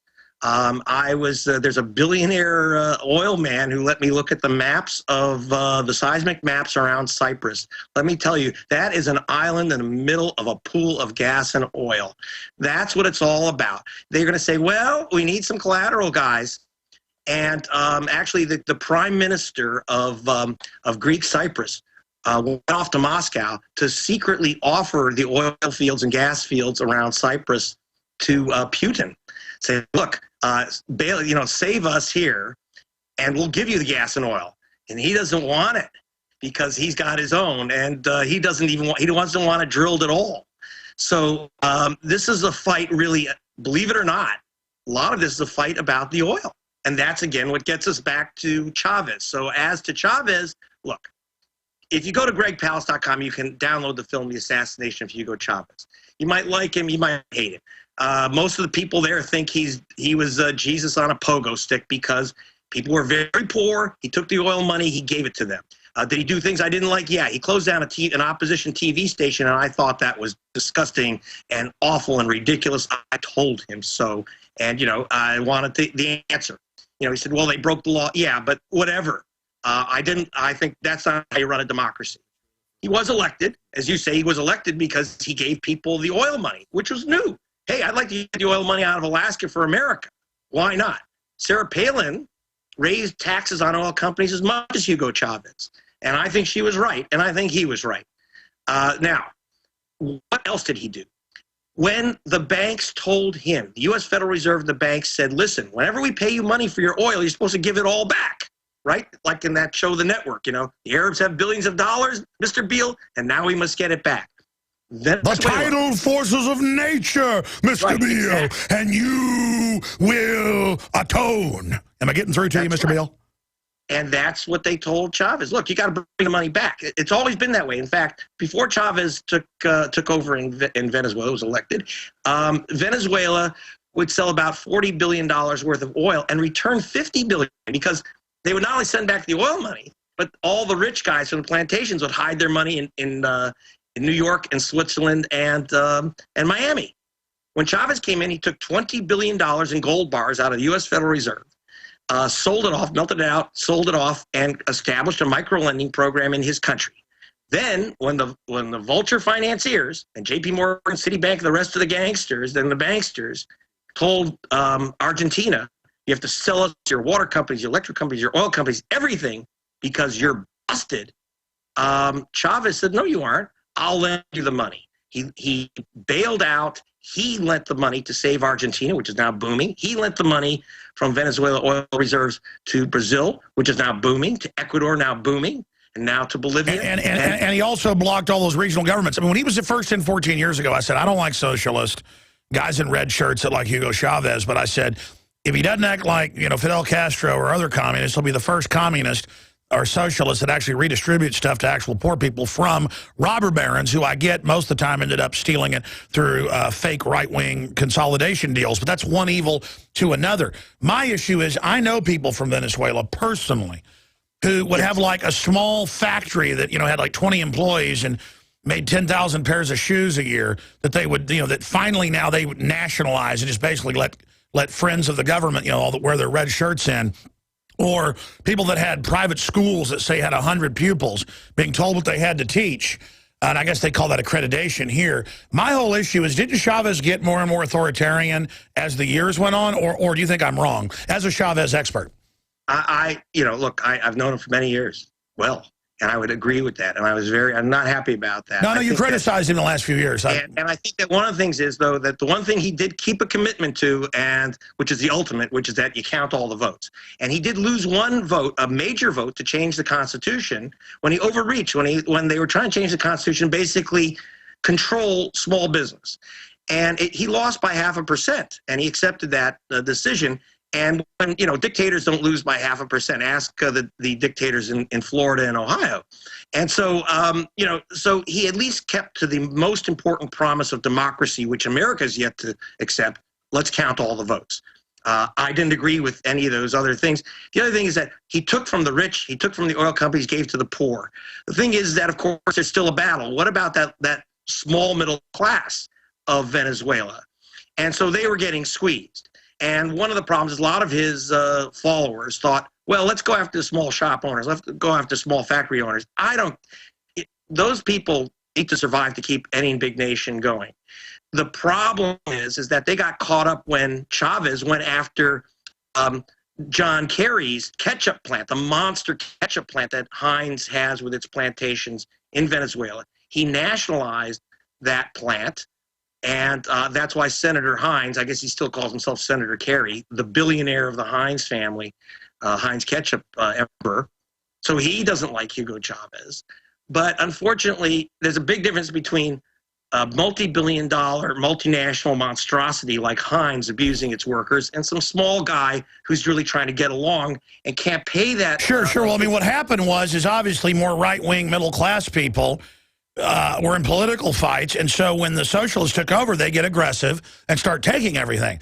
And my point is that's what always happens, and that's why you trade out one evil for another. Hey, let's not give $85 billion a month to you know, Warren Buffett and all these people. And then there's stuff like Warren Buffett killing the you know, pipeline down into Texas from Canada that I know had its own issues, so that they could then ship it by train. My whole point is it's not all lovey-dovey like the left says. It's all a business plan with a bunch of mafias fighting for each other, and that leads us into the Koch brothers. What's the real skinning? And we're going to break here in a few minutes, and then come back and talk more about them. Why is the system going after them? I mean, I know they're on, you know, Cold Springs Harbor Eugenics Board and stuff. I mean, I get that, you know, these guys are serious business, but the oil companies went after him when their dad actually self-made it, so he kind of started, and then he was anti-communist. What's really going on with the Koch brothers? First of all, they're not Republicans, as many liberals believe. David Koch was going to run for governor of Kansas as a Democrat. The Koch brothers started an organization called the Democratic Leadership Council with a $100,000 donation, creating politicians that you'd never heard of before, Bill Clinton and Al Gore.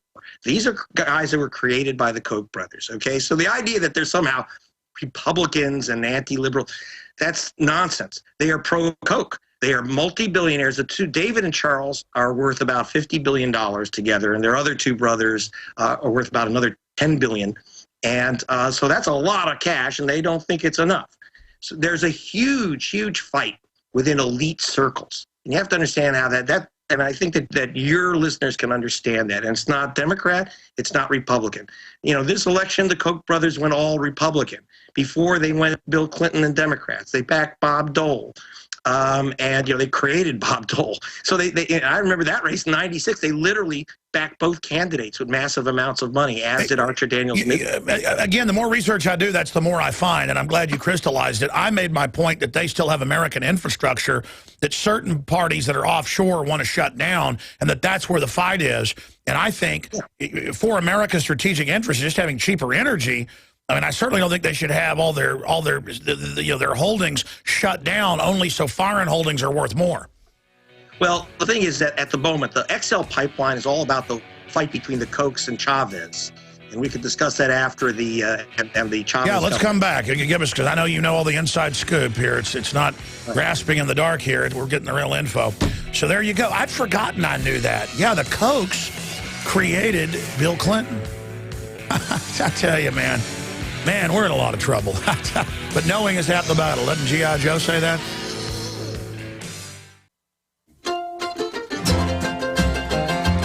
We got Greg Palast a little bit into the next hour, and then Mike Adams is going to be in studio with us here on this Friday edition. I should also plug that it's already Friday. I just said it's the Friday edition. I thought, is it really? And I look back down at the atomic clock. Yeah, it's Friday.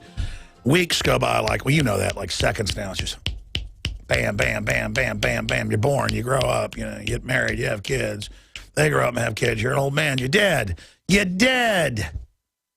You're dead. Life's an adventure, man. I love it. It's all part of the adventure, living and dying, being born, going through the world and going out of it. And all I want to do is leave a better place for future generations, because I know I'm part of the human continuum. I'm an individualist, but I also understand the beauty of the collective. The collectivists say they're collectivists. They're not real collectivists, because it's the individual that is the cell within the larger collective. And I don't want to be cancer cells. By the way, Greg Palast has also written books and is an expert on Monsanto, who now publicly wrote a law that gives them liability protection from everything. They are co-emperor with Obama now. And so finish up with the Koch brothers, and then let's get a little bit into Monsanto ahead of Mike Adams coming in with the Monsanto Protection Act next hour. Okay. Alex, yes, actually, like I said, my latest book, Billionaires and Ballot Bandits, which has the subtitle, Karl Rove, the Koch Gang, and their Buck Buddies. So the thing about the XL pipeline is that it would bring in Canadian tar sands oil all the way from Canada down to Houston and the Gulf Coast. Now, why, as you know, being in Texas, they have a little bit of oil in Texas. Why aren't we using Texas oil in Texas? The answer is that in Corpus Christi, there's a monster refinery which is owned by Koch Industries. And that can only handle super heavy oil. And there's only two sources. There's Canada and there's Venezuela. Venezuela right now charges about $101 a barrel. Canada charges about $33 a barrel less. The Canadian oil is a lot filthier, about 5 times as full of sulfur per barrel. And so it's really... To be clear, it's one of the biggest distillate factories in the United States. That's right. Yeah.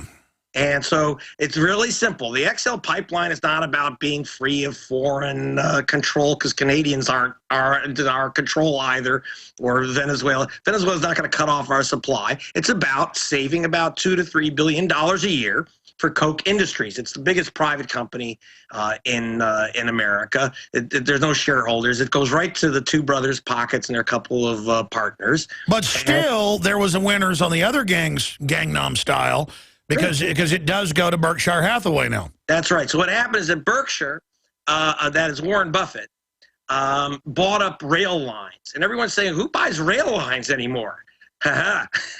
the oil from, they're still going to move the oil from Canada, but starting from South Dakota, they're moving it by rail, by tanker car. So for the first time, you have a massive increase in rolling stock use in America. So the railroads are coming back. So the idea is that now, remember, we used to have, 150 years ago, was a war between the ranchers and the railroads and the farmers. Now it's between the railroads and Koch oil.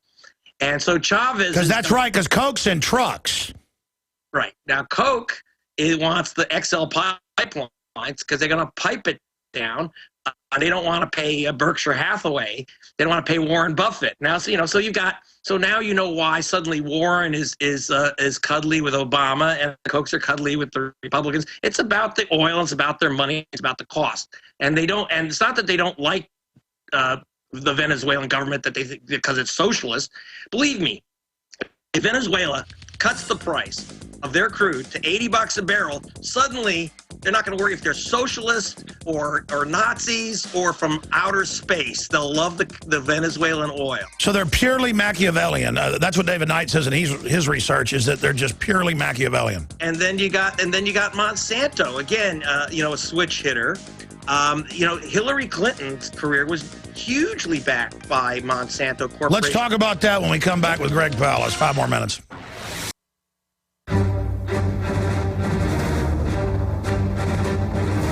Big Brother, mainstream media, government cover-ups. You want answers? Well, so does he. He's Alex Jones on the GCN Radio Network. And now, live from Austin, Texas, Alex Jones. Impressive. Most impressive. Don't act so surprised, Monsanto. You aren't on the mercy mission this time. Several pesticide biopharmacological crops were sent to this system. I want to know what happened to the tumors they grew. All right, being a little goofy here, Greg Palast, I'm writing that in my head as we go along there. Actually, I should do Autobot stuff. How about this? Autobots? Let me do it better. Transform and roll out. All right. I really want to do voiceovers. I've done a lot of voiceovers. It's fun. I've done national TV, movie voiceovers, you name it. I don't have time to do it, though. I'm sorry. Greg Palast is here. Mike Adams is coming in. And I'm in a good mood today, which I guess is a good thing. Greg, in the 4 minutes we've got closing, introing Monsanto, what's their bottom line? What's their goal? And what does the Monsanto Protection Act signed by Lord Obama mean? Well, your children might have extra eyes. And I'm very, very worried about this because the Guardian newspapers of Britain asked me to investigate Monsanto after I got a number of documents in which the FDA was sending secret treaty material to Monsanto, confidential material, and Monsanto was getting inside information. This was being done by the Clinton administration. And then I found out that the FDA is basically a subsidiary of Monsanto. It's a massive revolving door, so that those running the FDA go in and out of Monsanto. They're very, like I say, they're very close to Hillary Clinton. And so I looked up what Hillary was up to. She goes to Africa, and everyone says, oh, isn't it nice? She, puts on the African headdress, and she's all concerned about making sure that these poor Africans get to eat. Now, I was in the Congo. The Congo doesn't need any help. It's a very, very fertile place. It doesn't need special seeds. It doesn't need our help. It just needs us to stop killing people there and taking their diamonds. They'll do fine feeding themselves. But what did Hillary Clinton do?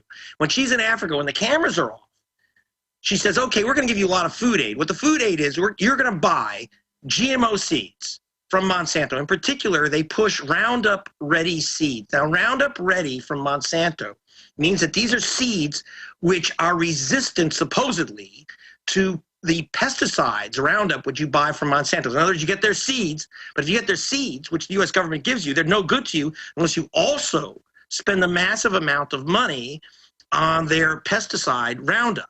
So you have to buy the package, and you have to buy it every year. So instead of making Africa food independent, we're making them completely Monsanto dependent. It's not about feeding Africa. Africans have lots of land, fertile land, lots of things to eat. Okay, the problem is civil war. The problem is theft. The problem is corruption. What they don't need is a bunch of seeds and chemicals from Monsanto. It's not, again, so the Hillary Clinton Africa food program was about feeding Monsanto, not about feeding Africans. There's nothing to do with that. And now, if it really fed them, would that be a good idea? If it were safe, would it be a good idea? Well, I got some other documents. Monsanto sells a hormone called BST.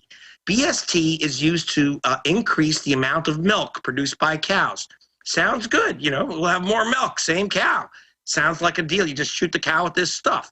Problem, after a while, in the tests that Monsanto itself ran, they were finding after 6 weeks that the cows were that there was pus in the cow's milk. The cows are getting tumors on their udders. That's okay. You just radiate the milk and boil it and pasteurize it, triple pasteurize, and make it the law so you can sell blood pus milk to people. What's wrong with that?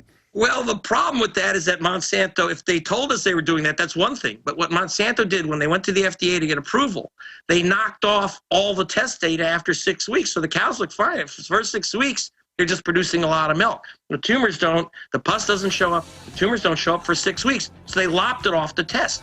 And when two scientists in Britain were reviewing their data, and they said, well, what's all this extra data on this disc that you gave us?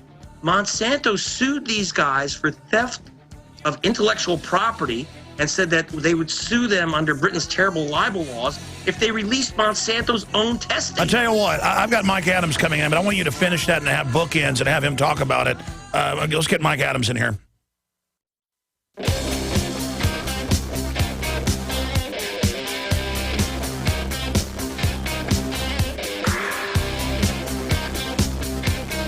Big Man, I brother, tell you. Mainstream media. You want answers? Government cover-ups. You want to stop tyranny? Well, so do does we. he. Live from the Crank it up. Infowars.com studios, it's Alex Jones. Only I can introduce and interrupt my own intro. That's because I get so calm on air. That's a problem I have. It's just like, I've been on air and TV so much, Mike, that I can walk up to a crowd of 5,000 people and not even get butterflies. I can have people say, we're coming to your event to kill you, and I don't even get upset. I don't like it. What do you call that? Just like, it's weird. I don't know. I remember the first time I hosted for you, I was nervous as heck. And now it does feel normal.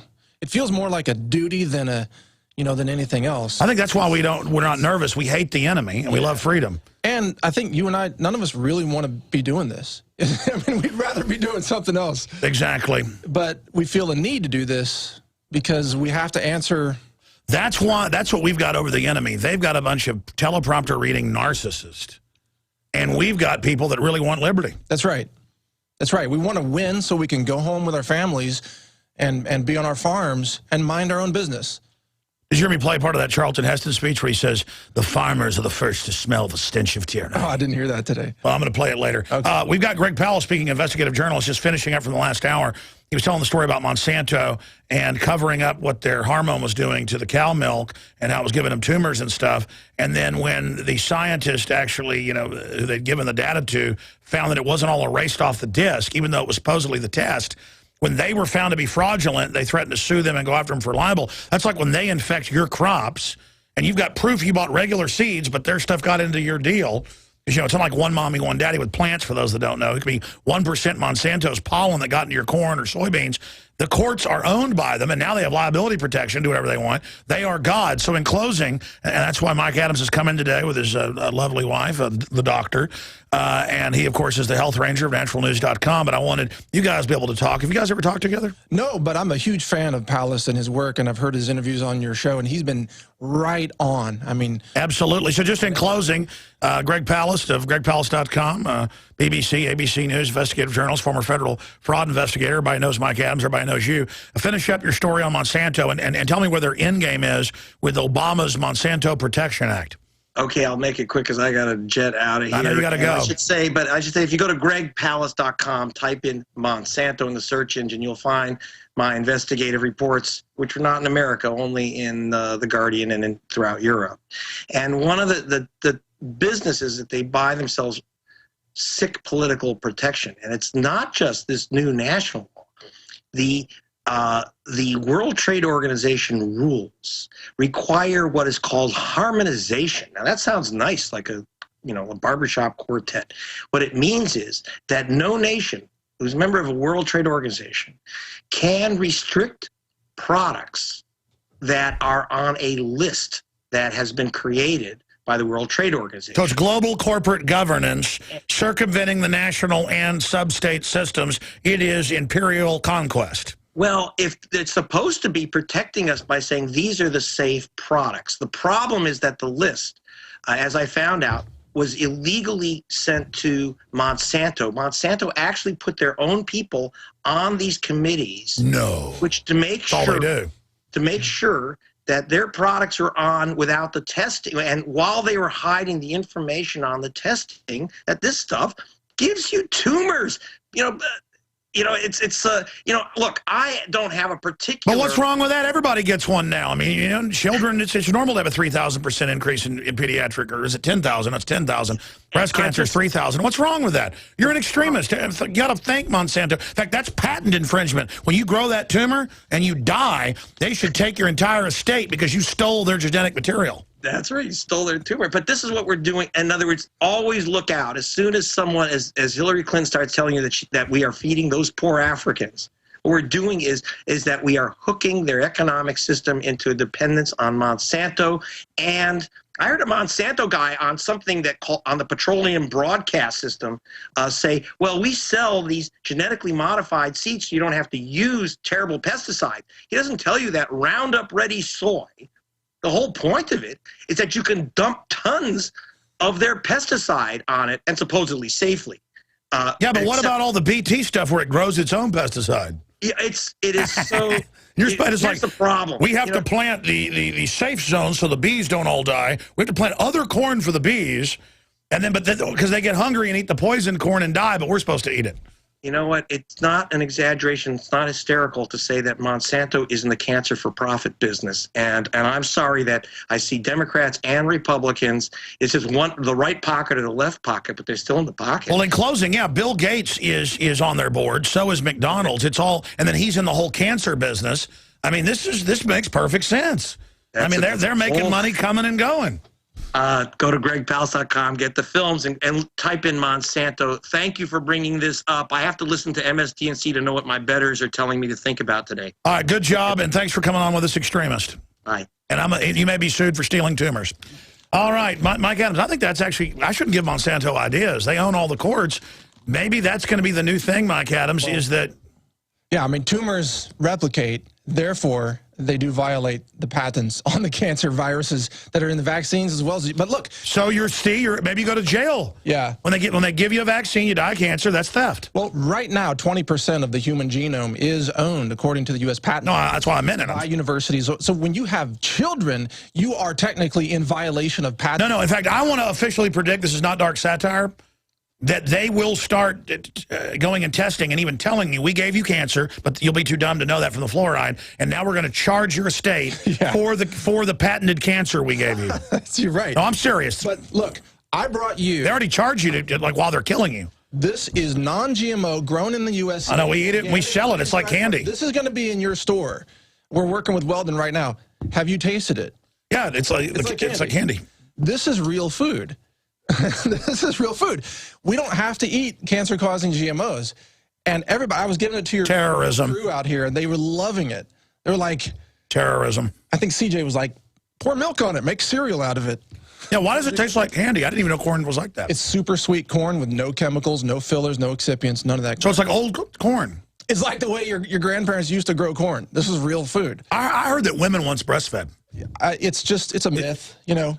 And also, another thing is that I brought you, this is from our farm. My wife, unradiated? Is that illegal? These are chicken eggs from free-range chickens fed a non-GMO diet and a non-soy diet. That's pretty extreme. Most delicious eggs. So what I demonstrate. Unfortunately, we're not selling those on the shopping cart. I know. They wouldn't make it through shipping. But we got to get back to real food, Alex. That's the answer. According to you, an extremist. Well, a patriot. No, a conspiracy theorist. Yeah, right. If you go to all the Monsanto studies where the rats and guinea pigs get giant tumors when 3 generations are sterile and totally deformed, it doesn't matter if it's true. I say conspiracy theory.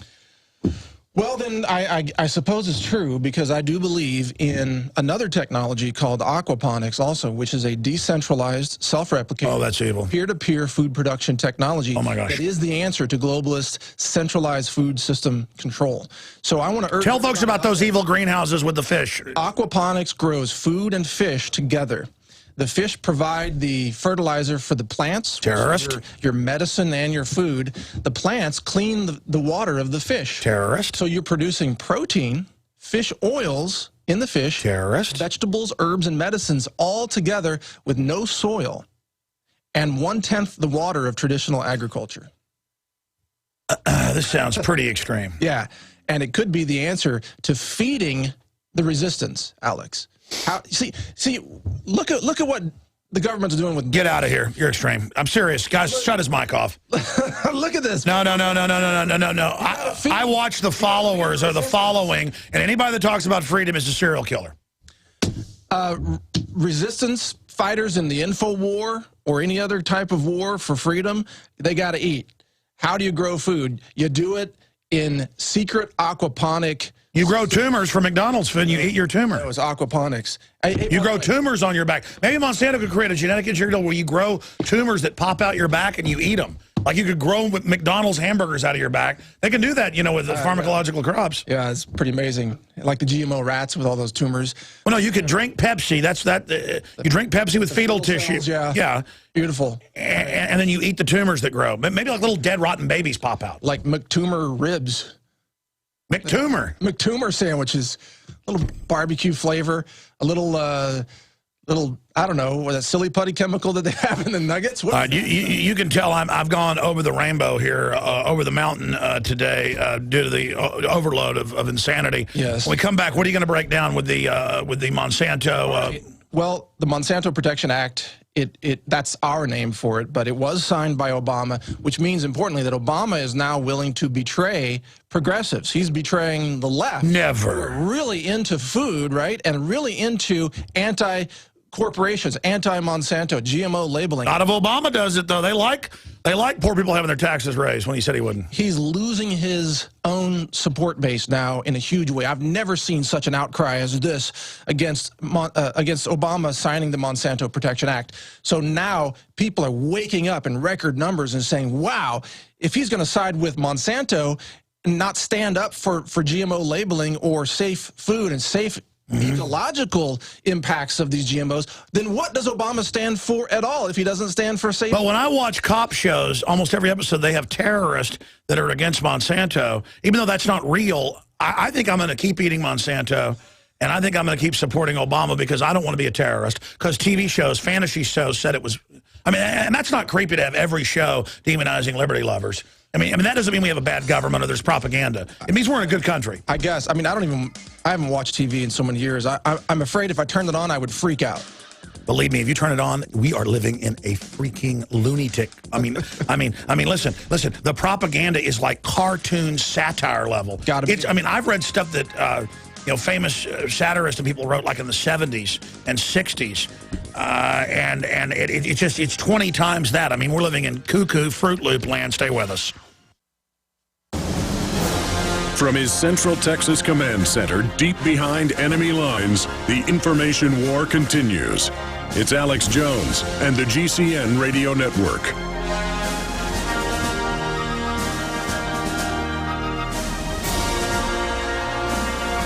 All right, I was having a little bit of fun there, and it's not fun. It's more like gallows humor, but Mike Adams, the health ranger, is here. I'm telling you, the leader in health in this country, more and more. I mean, but in the past, you could say you were probably the #2 guy under Mercola. And Mercola does a great job. I just think you're more hardcore. So it's very exciting to see. I mean, you've been huge for a decade, but you're really exploded there, and that is very exciting. And it's great to have you living here in Austin. I'm very uncensored. You know, I really admire what Mercola has done over the years and all the others out there. But I really like guys like you. And people like Ronnie Cummins of Organic Consumers, even though politically he's a little different from you and I, but he's got courage. He goes out and bullhorns people in the middle of the trade show. No, it's time for humanity to rise up and say it's over. Okay, yeah. We're not eating your bioweapons. Yeah, I just admire people who have backbone. It's like you were saying the other day. You know how people are getting eaten by coyotes. You know, coyotes are scared to death of humans. All you got to do is stand up and growl, you know. And no, because in no history have they ever eaten humans. Until now. People fall down and roll because they've been... I just don't get it. 911, 911. Yeah, I don't get it. I don't get what is this infatuation with calling 911 and not being able to... What is the infatuation with, like, groveling and being weak? I don't get it. They think if you become a man or a woman and get strong, that's scary because they're tapping into all that ferocity. You know, I just figure because you and I both, we believe in the afterlife. We believe in the existence of the spirit and the soul. If we were to die tomorrow, we know that our life was lived with purpose and we didn't back down against evil. We stood up to it, and that's a life worth living no matter how many years are involved. Period. And we don't do it because we're on a power trip. We do it because we're tuned in. I mean, it's just you just do it. It's not even courage. People are always, oh, thanks for your courage. And I don't say I don't have courage to sit there and act like I'm self-deprecating. It isn't courage, folks. It's that I'm alive. Yeah, I mean, like you, I have to hold myself back from saying more sometimes. Exactly. The normal default operation mode for me is to blow the whistle, warn people, tell the truth, you know, and also innovate, create abundance where possible, spread the word about things that work, health and medicine and so on. But blowing the whistle on things that are bad, that's just my natural state of existence. I can't hardly hold that back, and I don't think we should. But speaking of that, you know, Monsanto Protection Act, a big deal. I know that. I think that's why you wanted me. Yeah, let's get into that. About that. I always like to bring props and things when I come in because you bought Obamnium last time. Yeah, that's right. And your son had a heyday with that. Yeah, it helps turn a female senator into a gargoyle. A female gargoyle into a U.S. senator. Ah, I couldn't tell the difference. Hey, have you seen the new? Have you seen the new magazine? Marco's handed it to me back there, but I haven't had a chance to flip through it. What's? Well, no, it's a. There she is, Senator Feinstein as a. Oh my gosh! Please don't show me that again. She's dressed in lingerie with a devil tail. What's that on her hip there? What is that? It's a gun. Is it a gun? It's Betty Page with her head on it. Oh my! And it says, "Hi, I'm Senator Dianne Feinstein, and I love liberty. April Fools." We just did it as a joke. I mean, and people go, "Oh, it's a lady." I mean, it's a full body bathing suit basically. So it's like 50s. It's like her neck is stitched together like a Frankenstein. Yeah, it's a joke. It's a joke. Deal. They don't like being made fun of, so there you go. No, humor is the best way to go after them. I'm sorry. Absolutely. Tell us what you're going to cover when we come back in the next long segment, because you've got a whole breakdown of the Monsanto Protection Act. Well, yeah, I'll give you the brief overview of the Monsanto Protection Act, just because some people are still out there denying it, just like they say there are no bullets, Alex. There are no bullets. Oh, and by the way, I have a great idea for your store. You should sell imaginary bullets for $1 billion because the government's buying that. Exactly. Yeah, just have imaginary bullets. Because it's on the purchase site. Shipping is free, man. Shipping is free. You have imaginary bullets, imaginary armored vehicles. Because they're buying them on the official government site, that's right, but they don't exist. They don't exist, so you could sell those things. Wait, that's how they're telling the truth. They're buying imaginary tanks. It's all imaginary, and you could get in the business of selling imaginary hardware. It's very profitable, man. You don't even need to make anything. That's the whole new Obama economy. It's beautiful. Anyway, that was my idea for your store that I had. I actually think that's an idea. Yeah, sell imaginary bullets. Anyway, when we come back, how far? Oh, we got a few. Just tell us what's coming up. We're going to cover the Monsanto Protection Act, but mostly the backlash, the power of the internet, the power of independent media like InfoWars. Of extremists. To set the meme. The very name Monsanto Protection Act was created by the alternative media, the alternative activists. Who launched the first torpedo? I don't know who came up with that. I don't know. I tried to find it, but it was just too... But no, the system's lost control of the whole narrative. Yes. So now they're just saying there are no drones, and like Gibbs said, the drones are real, there's a program, but I'm told say they don't exist. Right, he admits it. They admit it. But anyway, we are winning. You know the Pentagon has 30,000 imaginary drones. I mean, they have them, but they don't exist. You could sell imaginary drones, Alex. I'd like to share a revelation that I've had during my time here. It came to me when I tried to classify your species. I realized that you're not actually mammals. Every mammal on this planet instinctively develops a natural equilibrium with the surrounding environment, but you humans do not. You move to an area and you multiply until every natural resource is consumed. And the only way you can survive is to spread to another area.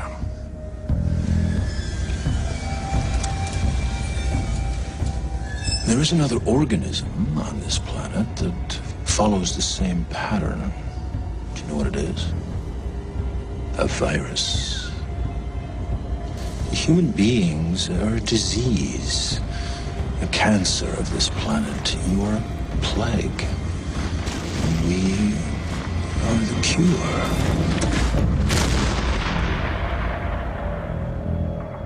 Resistance to tyrants is obedience to God.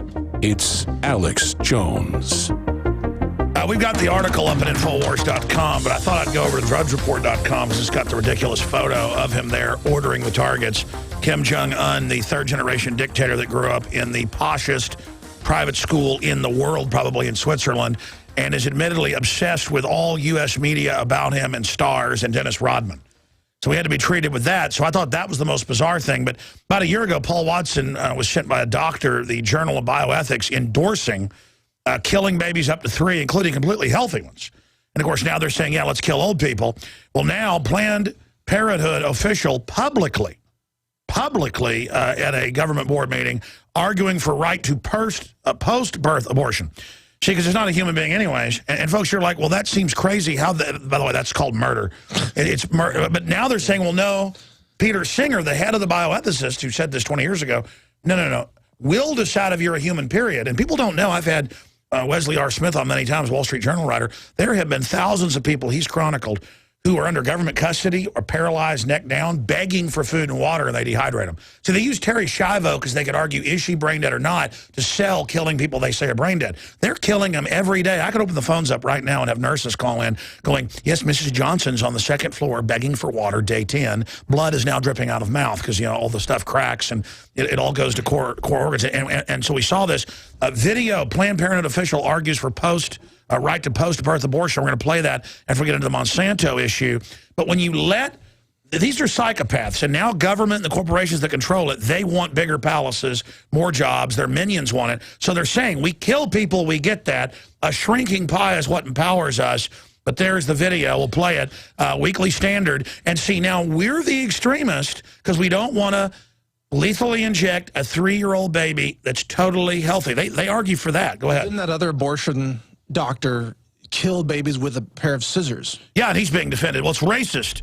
He was mainly black babies, and it's racist. He was black. It's racist. If you don't kill them with scissors, you have to stab them in the neck, or you're racist. It's incredible. I mean, by the way, we're not being joking here. This is not a joke. See, we were joking earlier about them lying, but it's all real. But you could not come up with a better example of the demonic, the destruction of humanity, the satanic infestation of the human psyche. I mean, this is it. I'm waiting for the Southern Baptist Convention to endorse this. They have endorsed taking our guns. Yeah, why wouldn't they endorse it? But I mean, a baby is born. It's breathing. It's alive. It has consciousness. You know, it's looking around.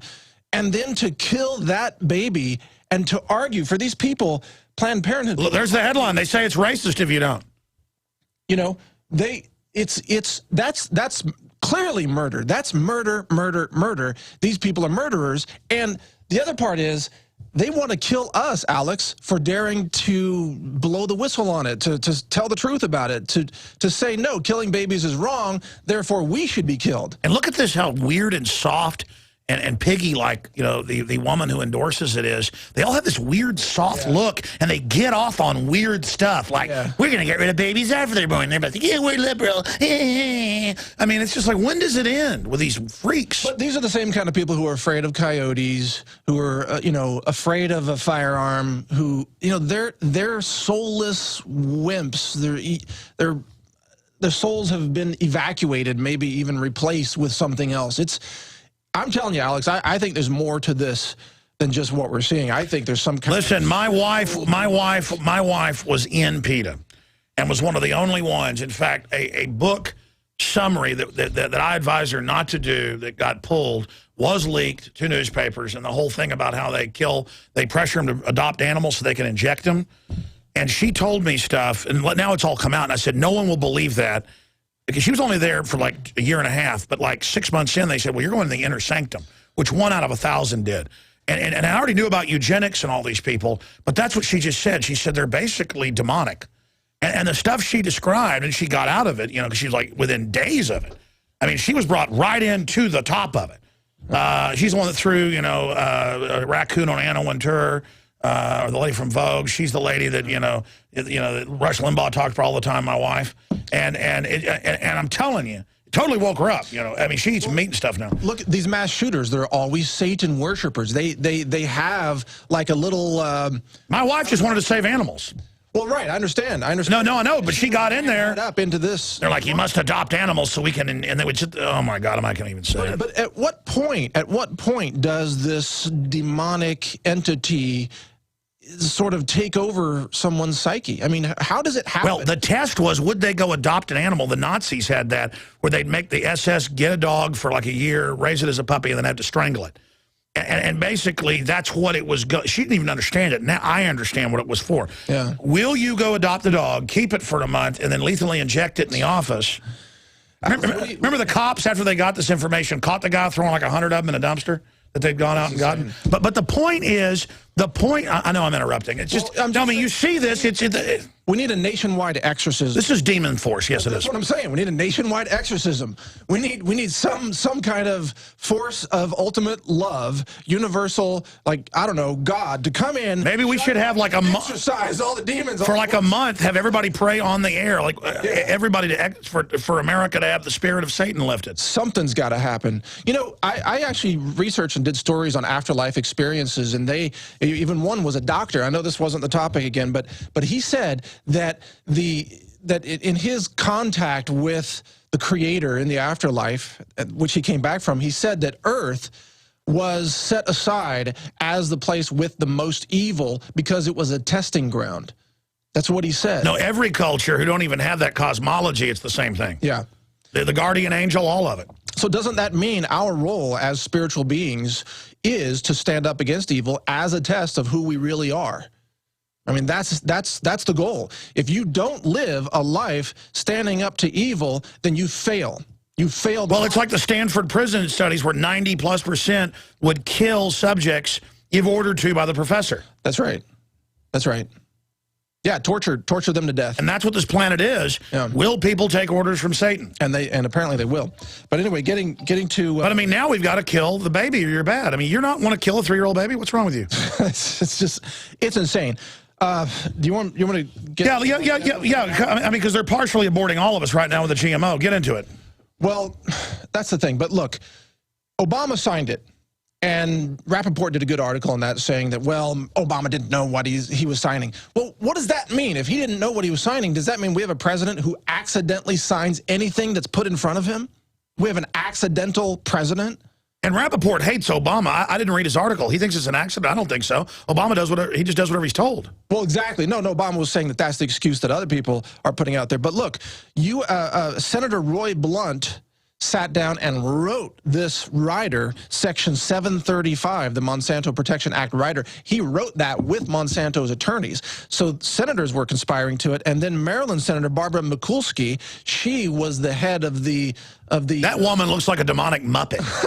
Like, if they, I'm going to tell Hollywood something. If you did a demonic character like her that like at night grows giant fangs and eats children, let's put McCluskey up there. I mean, I'm sorry. She's a very scary lady. Well, she was the head of the committee that allowed this to go in to kind of sneak attack this rider into the bill. So she snuck it in, and then the very next day, she's on her website celebrating a monument for Harriet Tubman, the American history hero of the Underground Railroad. I mean, come on, what hypocrisy. Tubman helped free people who were enslaved. No, but they always do things to look good while they're... But it's the exact opposite. Mikulski is enslaving people who were once free. She is the opposite of the heroes of history. Exactly. Tell folks what it does. Oh, yeah, sorry about that. It gives Monsanto the power to override federal courts if the courts say that that GMO crop is dangerous, or that it might pose an ecological threat, for example, a runaway crop plague, a self-replicating genetic pollution disaster, and an agricultural apocalypse. It shows they are above the national security grid. They are the government. Monsanto can override the courts, period. The language is right here. They must be, quote, immediately granted temporary permits or temporary deregulation so that they can engage in continued cultivation and commercialization. Those are the words right out of the bill. So this is now handing over the power of the federal government to the biotech industry. This is fascism. Well, I mean, that's what I was talking about with Palast earlier. That's what the World Trade Organization does. It doesn't create free trade where governments can, and people can agree to, not having tariffs. It allows them to make you buy their products. You can't say no, and they can force GMO onto your streets. Well, look at the patterns here. Monsanto suing the farmers, like Greg Palast was covering there. Monsanto claiming intellectual property rights over seeds that replicate, claiming to own these seeds, and any seeds that blow into your field, you're liable for too as a farmer. Monsanto's ultimate goal is to own the intellectual property of every food-producing seed and crop in the world. And they brag, infect everything so you don't have a choice. You don't have a choice. Also, if you grow GMOs, your soil is destroyed by the use of the herbicides and the insecticides that are grown in the crop. Your soil is destroyed, and it will take roughly a decade to recover to grow healthy plants again without the use of all those chemicals and GMOs. So they're destroying the farmland. And so it's our patriotic duty to get into gardening. And I've thought about this in Europe. They plant on the highways or, you know, in areas. I think everybody should get heirloom, non-GMO seeds, you know, that produce seeds the next year. That's why you can't get the hybrids, and start aggressively planting them everywhere. I had this epiphany yesterday that I'm going to just launch an operation to get the best, least expensive non-GMO seeds and have people not just plant a garden, but go around on the highways and byways and buy old railroad tracks and wherever and just plant them. And a lot of it will end up growing up and living and then reproducing.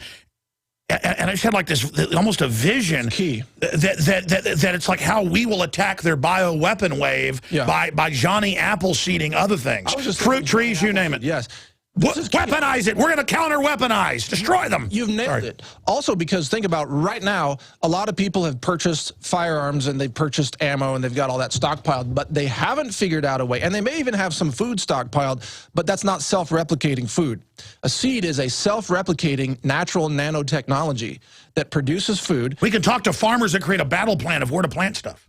Well, absolutely, and the basic idea is plant it everywhere you can. And you know they're going to try to chop them down, too. But ultimately, the government is going to say, if you want to eat, turn in your guns. Yeah, that's it. Yeah. So how we beat them is just farming and chickens everywhere. Because even these people who have firearms and ammo, where do they get their food? They still go down to the grocery store. That is still... Yeah, so you have storable food until you go and work at a co-op with a farmer. Come and help them. Learn how to do it with them. I mean, you don't have to have the land to do it. You've just got to reach out and turn off your television. The power of 7 billion humans will crush the enemy. If we all just put a little bit of force together, it's an unstoppable force. This gets to aquaponics again. You can covertly grow food inside using aquaponics. No soil needed. You don't even need sunlight if you're willing to buy the electricity for the lights. But you can grow fish protein. You can grow medicinal herbs that can help you survive a plague. You know, when they release the bioweapons, how are you going to live through that? Well, there was people in the country that had the wives' tales who hadn't been exterminated, being called witches, who knew the herbs to live. And that's why the Renaissance is it wiped out all the decadent, corrupt bureaucrats and people, and only the farmers were left. That caused the Renaissance. Right, and you can grow medicine at 3 times the speed in an aquaponic system versus you growing it in soil. In a very compact amount of space, you can grow a lot of food. This is going to be key. And actually, Alex, I'm building an aquaponic system. I'm going to put it on film. I'm going to share the how-to and everything. I've been researching this for a long time. This is key. No, I know you told me about it a while back. Very terrorist. I mean, you got to have self-defense, obviously. You got to defend yourself. Terrorist. But eventually, you got to eat. Terrorist. And you got to be able to eat without depending on a centralized system. So what do we do? What do we do about this? What do we do about this bill? I mean, don't we go for a move to repeal it just like Obamacare? Well, absolutely we do. But I also think that there's, how long can this entire system of insanity last? You know, how long is the U.S. government as we know it going to exist? I don't know the answer to that, but I have a feeling that all of these ridiculous laws that they're putting into place, like this one, are going to be irrelevant within a few years because of bigger changes. Oh, I agree. And that's why they're running around buying all the weapons they can while saying we shouldn't have weapons, that we murdered the children at Sandy Hook, which was a clear false flag. Yeah. People say no children died. No, they greased real kids. They like it. And not only does it make it more real, if they'll do Oklahoma City, 9/11, Fast and Furious, Gulf of Tonkin, of course they killed a bunch of real kids. Do they have some actors that back it up and put out their story? Yes, of course they did. By the way, yesterday, the Associated Press reported, and I have a screenshot of this, they reported that, you know how the warrant came out, the warrant information for Adam Lanza, the supposed, you know, the Sandy Hook shooter? Yes. Associated Press reported that they found a shotgun inside the glove box of a Honda Civic belonging to Adam Lanza. Which just shows the total lot. They even have propaganda. Insanity. Well, no, their own operatives have never even been around guns and are so domesticated now that they say things that aren't. That's one thing. The enemy's technocrats, the globalists want such wimps under them that they're like toddling morons. And that's why I don't get, why are we letting such scum dominate us? Well, but the good flip side of that is if DHS arms, let's say, all the TSA agents, and they try to create an instant army by putting guns in their hands, but people are going to shoot each other more than they're going to shoot anybody else. They don't know anything. No, that's it. We're just following the orders of like pig vomit. I mean, it's like getting on the ground and worshiping vomit. I mean, they're just, these people are nothing. They really are nothing. They don't count. They don't count in human history. They don't count in the eyes of the Creator. They are here as failed examples of failed souls that have no real future. They will be judged as failures, and whether or not you believe in reincarnation, some people do, some people don't, but if you do, it means they're going to come back as a toad or something to try again. You know, they are failures at every level, spiritual, intellectual, personal. They are failures. And we who stand for real justice in the universe, we are, and I'm not trying to sound arrogant, I'm just saying we're doing our duty. That's all. We're nothing big. We're just doing our duty to stand up for what. Well, I mean, exactly. It's not some wonderful thing to stand up against, saying let's kill babies now after they're born. I mean, we always told you that was coming, that they're eugenicists. It's not about women's choices. Gay marriage isn't about not hating people. I don't hate anybody. It's about destroying families, folks. I mean, they say that. It's so there's no kids. You can't say it's my choice to just murder my baby with a pair of scissors. That's not a choice. That's murder. Exactly. But, I mean, all their agendas, well, I mean, you're an extremist. Killing babies is loving. Apparently. Now they're saying kill old people. That's loving. Crashing through the lies and disinformation. It's Alex Jones, only on the GCN Radio Network.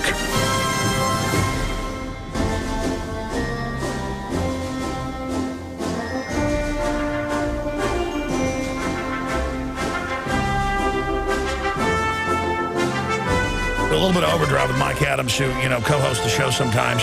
Hey, I'm not looking to take off time, but you want to come in here sometime next week, host show? Yeah, sure, I'll host it for you. Yeah, I know you got like 5 companies and best-selling books and mammoth health food operations. I can barely run my own life. I'm on the treadmill at midnight, man. My exercise window is from midnight to 1 a.m. now. It's that insane. Yeah, me too. It's crazy. But yeah, I'll host not Monday, but any other day. No, let's do someday. All right. How about next Thursday? That's perfect. Perfecto? Sounds good. Magnificent? I'll get it The right. only way that I won't interrupt you, actually, it's a great banner we have back and forth. Most people think they're going to have like hour-long non-dialogues. Listen, everybody I talk to sees the otherworldly bizarreness, absurdist weirdness that's going on. And Billy Corgan, I agree with him, says, clearly the flashpoint's about to come. How do we get to the zombies and expose Planet Hoax to them? I think the zombies have to experience some of what we're talking about before they wake up. Now, that's begun to happen in many ways, and a lot of people are waking up, but there's a resistance to reality in the minds of those who have been, you know, Obama worshipers or just sort of status quo defenders. And once you buy into bad stuff, you've got to keep signing on like, yeah, I guess we should kill babies up to 3. But you know, mostly what it is, Alex, is people care so much what their peers think about them. They are so socially tied to the idea of acceptance that they don't even dare mention your name or... No, that's why they have videos where they just laugh for 5 minutes at Charlton Heston over nothing. People go, that's it, I want to turn my guns in. I don't want to be laughed at. I mean, maybe there's something wrong with us, because I could care less what people think about me. I'm the same way. I could care less. But that is a sense of ultimate freedom, and the ultimate pursuit of truth is to, number one, decide that you don't care what people think about you or say about you. I only care about people that I'm intimate with, people that I'm friends with, because I've decided to love them, and then it's very painful when they fall to the demonic possession. And you were talking about during the break. Have you seen it spreading? People are like turning into like little zombies. Yeah. Where they actually go, and they don't even know they're doing it. Have you been seeing that? I mean, I haven't seen that in my own circle very much, but at large, yeah, that's definitely happening. I think, Alex, not only is there a spiritual invasion happening, but I also think something's happening on our planet with a lot of metals. I'm finding we're spending thousands of dollars on lab tests. This is going to be a big breaking story that we're the source, and I'll bring it to you when we have it. But we're testing arsenic levels, cadmium levels, in vitamins and minerals, and food, everyday food. There's a lot. And the breaking news is, what percentage are you finding high levels in? You said it's astronomical. It's certain foods have ridiculously high levels. Across the board, it's not that much, but if you eat certain things, you get spiked with a dose of arsenic, and arsenic will drive you mad. And it's some stuff that health people are eating. What is it? It is some stuff that health people are eating. I'm not prepared to reveal it yet, but let me just say this. Raw food vegans who are juicing, some of them have gone insane, and I've seen it personally because I used to be in that realm. They've gone insane, and now I know why. And well, okay, it's just like tea. You shouldn't drink a lot of tea because it pulls fluoride out of the soil, yeah. Or you need to get tea that's grown in areas that don't have natural sodium fluoride. Certain plants, like tea, will pull certain metals and certain chemicals into their structure. And some plants do it more than others, and some have more affinity to different metals. Also, metals have a different absorption rate based on the pH of the soil they're grown in. So some plants, such as blueberries, for example, have to be grown in more acidic soils. They will tend to take up more iron because iron is unlocked at more acidic pHs. Sorry, I don't mean to get... Oh, so I shouldn't eat blueberries? No, blueberries are great. You need that. Well, listen, I know your report's coming out. You spent all the money, but what are some of the things you got to look out for? You got to look out for things that come out of the ocean. That's the clue. The ocean's polluted. So it's fish, seaweed. I'll bring you the details later, but that's the clue for now. All right, Mike Adams, stay there. I want to talk more on the other side about the Monsanto Worship Act.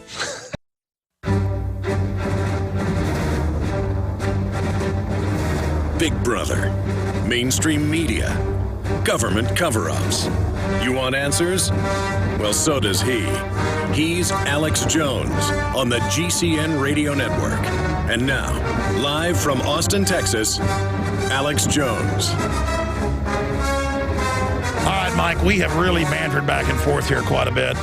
We've got the insane video the guys did queue up. I wanted to play this for you since you talked about it. It's up at drugsreport.com. It's also now at infowars.com. Video, Planned Parenthood official argues for right to post-birth abortion.